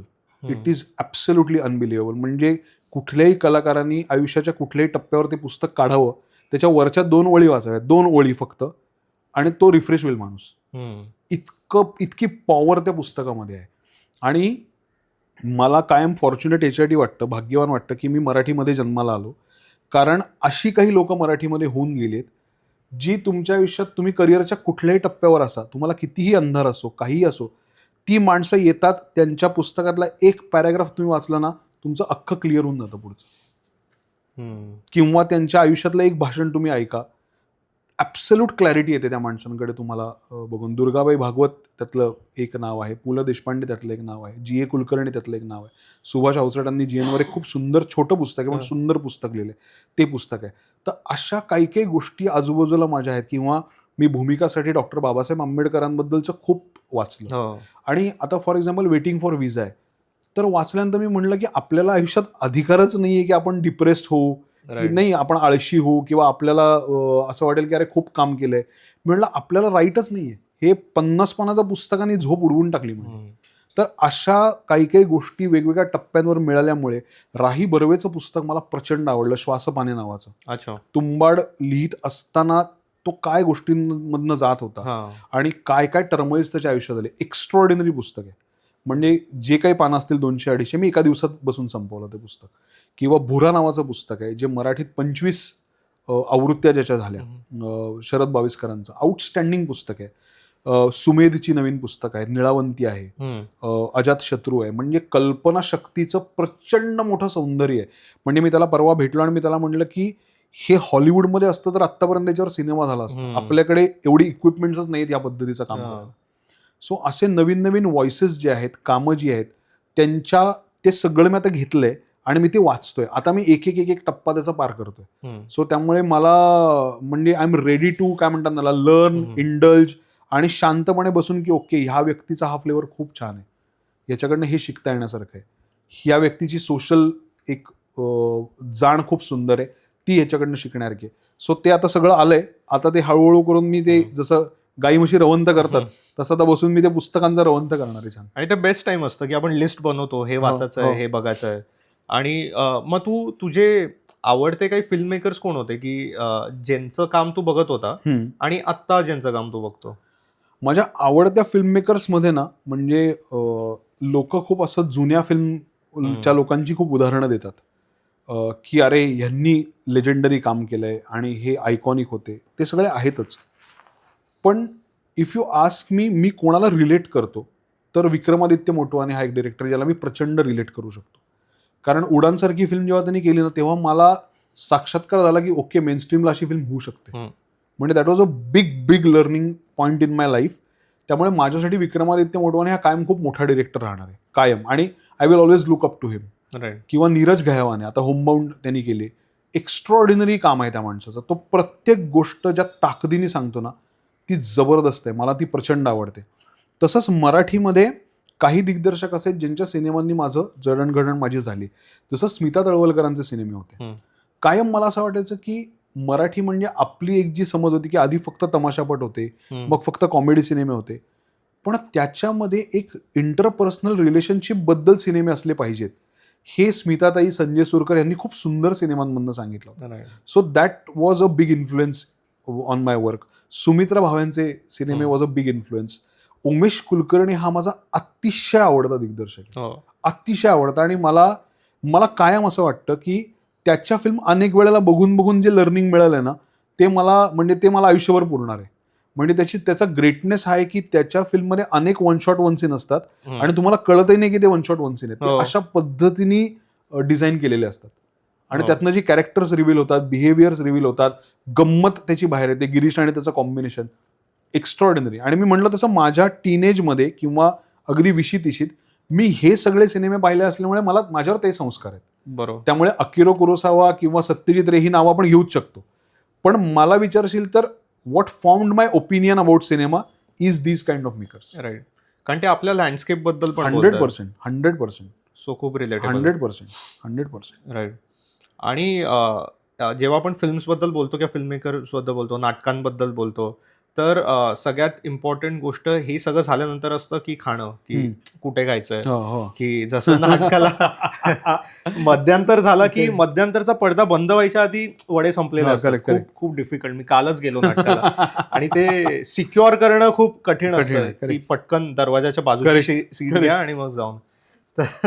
तर मला वाटतं की तुझं अशी ठिकाणं कुठली आहेत की जे तुला खायला स्पेसिफिकली जायला खूप आवडतं? नाही, माझं उलट आहे. मला एक्सप्लोर करायला खूप आवडतं, की कुठेही मी गेलो तरी मी हे शोधतो की इकडे खायची जागा कुठली चांगली आहे. आणि अगेन तेच की असं खूप जास्त व्लॉगर्स किंवा फूड व्लॉग्स किंवा इथे आता ह्या जागा दिल्यात म्हणून असं नाही. एक साधी गोष्ट आहे की तुम्ही गेलात रस्त्यावरच्या कुठल्याही त्या माणसाला विचारलं की दादा कुठे इथे चांगलं मिळतं, तो तुम्हाला करेक्ट गोष्ट सांगतो. म्हणजे तो कधीच तुम्हाला चुकीचं रेफरन्स देत नाही, कारण त्याला काही कुठे प्रसिद्धी नको असते किंवा त्याचं काही बार्टर झालेलं नसतं कोणाची. त्यामुळे तो सांगतो की इकडे जा, इथे ते चांगलं मिळतं. तर असं मला त्या वेगवेगळ्या शहरांमध्ये, गावांमध्ये, त्या गल्ल्यांमध्ये तिथे जाऊन त्या लोकांना भेटून रेकमेंडेशन्स घेऊन खायला जायला खूप आवडतं. म्हणजे कोल्हापूरचं खाणं मला अतिशय प्रिय आहे. मी असं वर्षातनं 2 दिवस कोल्हापूर फूड टूर करतो. अच्छा. मी जाऊन मला ज्या ज्या गोष्टी तिथल्या आवडतात त्या परत एकदा एक्सपिरियन्स घेऊन बघतो. म्हणजे सोळंकीचं हे असेल, आईस्क्रीम असेल तिकडचं, किंवा तिथला एक तो दावणगिरी डोसा आहे तो पण मला खूप आवडतो, किंवा बावडा मिसळ आहे. तर कोल्हापूरचं फूड मला प्रचंड आवडतं, कोल्हापूरचं जेवण. आणि पुण्यातले माझे कट्टे अड्डे आहेतच. म्हणजे आता परवाही आम्ही प्रमोशनला गेलो तर सदाशिव पेठेतून असं वळताना मी म्हटलं 1 मिनिट गाडी थांबवा, इकडे ग्रीन बेकरी शेजारी, मग लगेच उतरून आम्ही ते पट्टी समोसे, कारण ती चाइल्डहुड मेमरी. तर अशा काही गोष्टी ज्या आम्हाला आहेतच. म्हणजे ते आता उत्तरमध्ये पण आहे, म्हणजे वरांडा आहे आणि मला वाटतं मस्तानी आहे. आणि ते पण खूप छान आहे. मस्तानीमध्ये पण तो मला वाटतं की तुला मँगो मस्तानी तर तो नाही, तो काहीतरी वेगळंच बोलतो की म्हणजे त्याचे चॉईसेस बदलले जातात. नाही, आणि त्यांनी ते ऐकलेलं आहे ना की त्या आईला आणि मित्राला कोणीतरी मस्तानी खाताना पाहिलंय, हे त्यांनी ऐकले, त्यामुळे त्याला असं की मला नको येते. बरोबर. ते पण आहे. येस. ते खाण्याचा विषय निघाला की खूपच. फूड फिल्म मेक मी करणार नक्की आयुष्यात, 100% करणार. मला प्रचंड प्रेम आहे त्याच्या. म्हणजे मला तर असं वाटतं की सचिन कुंडलकरांनी पण एक फूड शो, गुलाबजाम त्यांनी काय कमाल केली सगळ्यामध्ये. म्हणजे सगळ्याच्यामध्ये फूड जसं ते शूट करतात ना, ते मिलिंदनी फार सुंदर, खूप सुंदर आहे. आणि सचिन आणि म्हणजे तेच आहे की सचिन आणि मी खूप चांगले मित्र आहोत, आम्ही खूप बोलतो पण याविषयी. पण तेच आहे की आम्हाला दोघांनाही ना खाण्याची खूप आवड आहे. म्हणजे आम्ही खाण्याबद्दल कितीही वेळ बोलू शकतो. आणि ह्याच्या उत्तरमध्ये पण तसंच आहे की तो पॅटीस असेल तो पुणे कल्चरचा भाग आहे, किंवा उपमा असेल, दाण्याचे लाडू असतील, ते लाडू ऍक्च्युअली माझ्या आईने केलेले. ते फिल्ममध्ये मी म्हणलं आईला माझं तू केलेलं काहीतरी हवंय फिल्ममध्ये, किंवा दडपे पोहे आहेत. तर आता या गोष्टी पाहिजेत ना यार मराठी फिल्ममध्ये, नाहीतर काय त्याचा उपयोग, असं ते. आणि ते आम्ही पण पुण्यामध्ये गेलेलो, तर असं नाही की हे ठराविक ठिकाण आहे की ते चांगलं आहे म्हणून तो कट्टा बनलाय. म्हणजे ते चहाच्या टपऱ्यांवरती पण ते कट्टे एवढे स्ट्रॉंग आहेत की लोक गर्दीच, म्हणजे तुडुंब. म्हणजे आता जो शूट करतोय, आम्ही गेलेलो त्या तो म्हणत होतात की पुण्याची लोक झॉम्बी आहेत का, ते सकाळी खाली असतं आणि रात्री जे निघतात बाहेर 3-3:30. म्हणजे काय तो ब्रिज वरती आणि सगळीकडे की चालवायला नाही जमत गाड्या. बापरे, अगदी खूपच खतरनाक. नाही, मस्त आहे. मला ते, आणि मी माझ्या कॉलेजमध्ये हेच केलंय रे. पहाटे 4ला जाऊन कुठेतरी उपमा खा, पोहे खा, मग घरी येऊन झोपा, मग तालमीला जा दुपारनंतर, मग परत दुपारी मिसळ कुठेतरी खा. पण ते मजा तीच आहे की त्यांनीच तर गोष्टी शिकवल्यात. त्यांनीच तर जग तुम्हाला दाखवलंय की काय असतं मध्यरात्रीचं जग. किंवा मध्यरात्री फॉर एक्झाम्पल, अगदी छोटी गोष्ट आहे, पण तुम्हाला जर स्लाइस बघायचा असेल शहराचा, तर तुम्ही सकाळी 4 वाजल्यापासून 6 वाजेपर्यंत फक्त दादर ब्रिजवर उभे राहा. तुम्हाला ते भाजीवाले ज्या पद्धतीचं ऑर्गनायझेशन त्यांचं आहे, ज्या पद्धतीचं अख्ख्या मुंबईला तिकडनं भाज्या जातात, तो सोहळा आहे बघण्यासारखा, सुंदर. म्हणजे ह्या गोष्टी तुम्हाला पहाटे जागून बाहेर काढल्यामुळेच कळतात, त्या तुम्हाला घरात एसी लावून झोपून नाही कळत. सुंदर आहे. मला वाटतं all we imagine as light मध्ये एक स्टार्टिंगच्या ओपनिंग मॉन्टाज मध्ये तो एक कॉन्स्टंट शॉट आहे. खूप सुंदर आहे. ऍब्सोल्युटली छान आहे एकदम. तर मला वाटतं की आपण शेवटाकडे पोहोचलो येस. आणि शेवटी एकच प्रश्न की आता क्षणिक फडफडण्यावरून तुला वाटतं का मनसोक्त की तू मनसोक्त उडायला आता तयार आहे? नाही आता क्षणिक धडधडवर आहे मी, क्षणिक फडफडवर ना. नाही क्षणिक फडफड चालूच असते आमची सगळी पोरांची, त्या त्या मोमेंटला असं वाटतच असतं. सी काय ना, ऍट द कोर ना आम्ही सगळे ती एकांकिका करणारी मुलंच आहोत अजूनही. राईट. आम्हाला सगळ्यांना असं वाटतं हा प्रयोग नीट होईल ना बाबा, ते मग पुढचं सगळं बघू. तसं हा प्रत्येक काम हे आम्ही कुठेतरी ते एकांकिकेच्याच इनोसन्सनी, इंटेन्सिटीनी आणि फोर्सनी करतो, म्हणून कदाचित ते लोकांना तेवढं पोचतं, भावतं असंही असेल. त्याच्यामध्ये कुठेही एक प्रस्थ झाल्याचा किंवा आता मी लोकांवर एक सामाजिक काहीतरी बॉम्ब टाकतो किंवा आता लोकांवर मी काहीतरी महत्त्वाचं देतो असं आमच्या कोणात आवच नाही. राईट. त्यामुळे ती ना कायम लोकांना असं वाटतं की I am a part of his story, I am not just a viewer.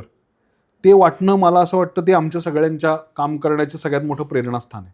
Definitely. की बघण्याला वाटते की I am a part of his story, ते कायम राहू दे, हीच माझी परमेश्वर चरणी प्रार्थना आहे. म्हणजे बस that is the most important thing. Yes. आणि मला वाटतं की उत्तरबद्दल आपण बोललो, आता लोक बघतायत, अजूनही आठवडे तो चालेल थिएटरमध्ये 100%. आणि होपफुली उत्तरमुळे अजून काही सिनेमांना आणि अजून काही फिल्म मेकर्सला ती स्ट्रेंथ मिळेल की ते त्यांचे सिनेमे, त्यांचे स्टोरीज बोलतील. 100%. आणि तू कंटिन्यू कर तुझ्या स्टोरीज बोलणं. 100%. आणि आपण परत एकदा भेटू, आपण नक्की. दुसऱ्या स्टोरी बद्दल बोलू. नक्की. तोपर्यंत ऑल द बेस्ट आणि thank you. Thank you so much. It was one of the best interactions. कारण ह्याच्यामध्ये कसं सुचलं किंवा कशी प्रोसेस असते ह्याच्या पलीकडे जाऊन आपण काही लेयर्स एक्सप्लोर केले. त्यामुळे मला खूपच मजा आली. आय होप लोकांनी ऐकायला बघायला मजा येईल. त्यामुळे थँक्यू. Thank you so much. म्हणजे मला भीती होती की आपला आवडता विषय असतो तेव्हा आपण 3 मार्कांसाठी 10 मार्कांचं लिहितो आणि मग वेळ संपत असेल तेव्हा प्रश्न राहून जातात आणि आपल्याला जेवढे मिळणार असतात तेवढे पण नाही. करेक्ट. तर माझं असं होतं की जाऊ दे, ते सगळं आपण गप्पा मारूया. काहीतरी छान. तेच इम्पॉर्टंट आहे. येस. पण आपल्या म्हणजे मला मजाही वाटते की आपण केलेल्या कामाची अशी एक काहीतरी नोंद होतीये आणि ती आता कायम राहणार आहे, हे माझ्यासाठी खूप सुखावणार आहे. त्यामुळे thank you for that. Thank you so much. Thank you.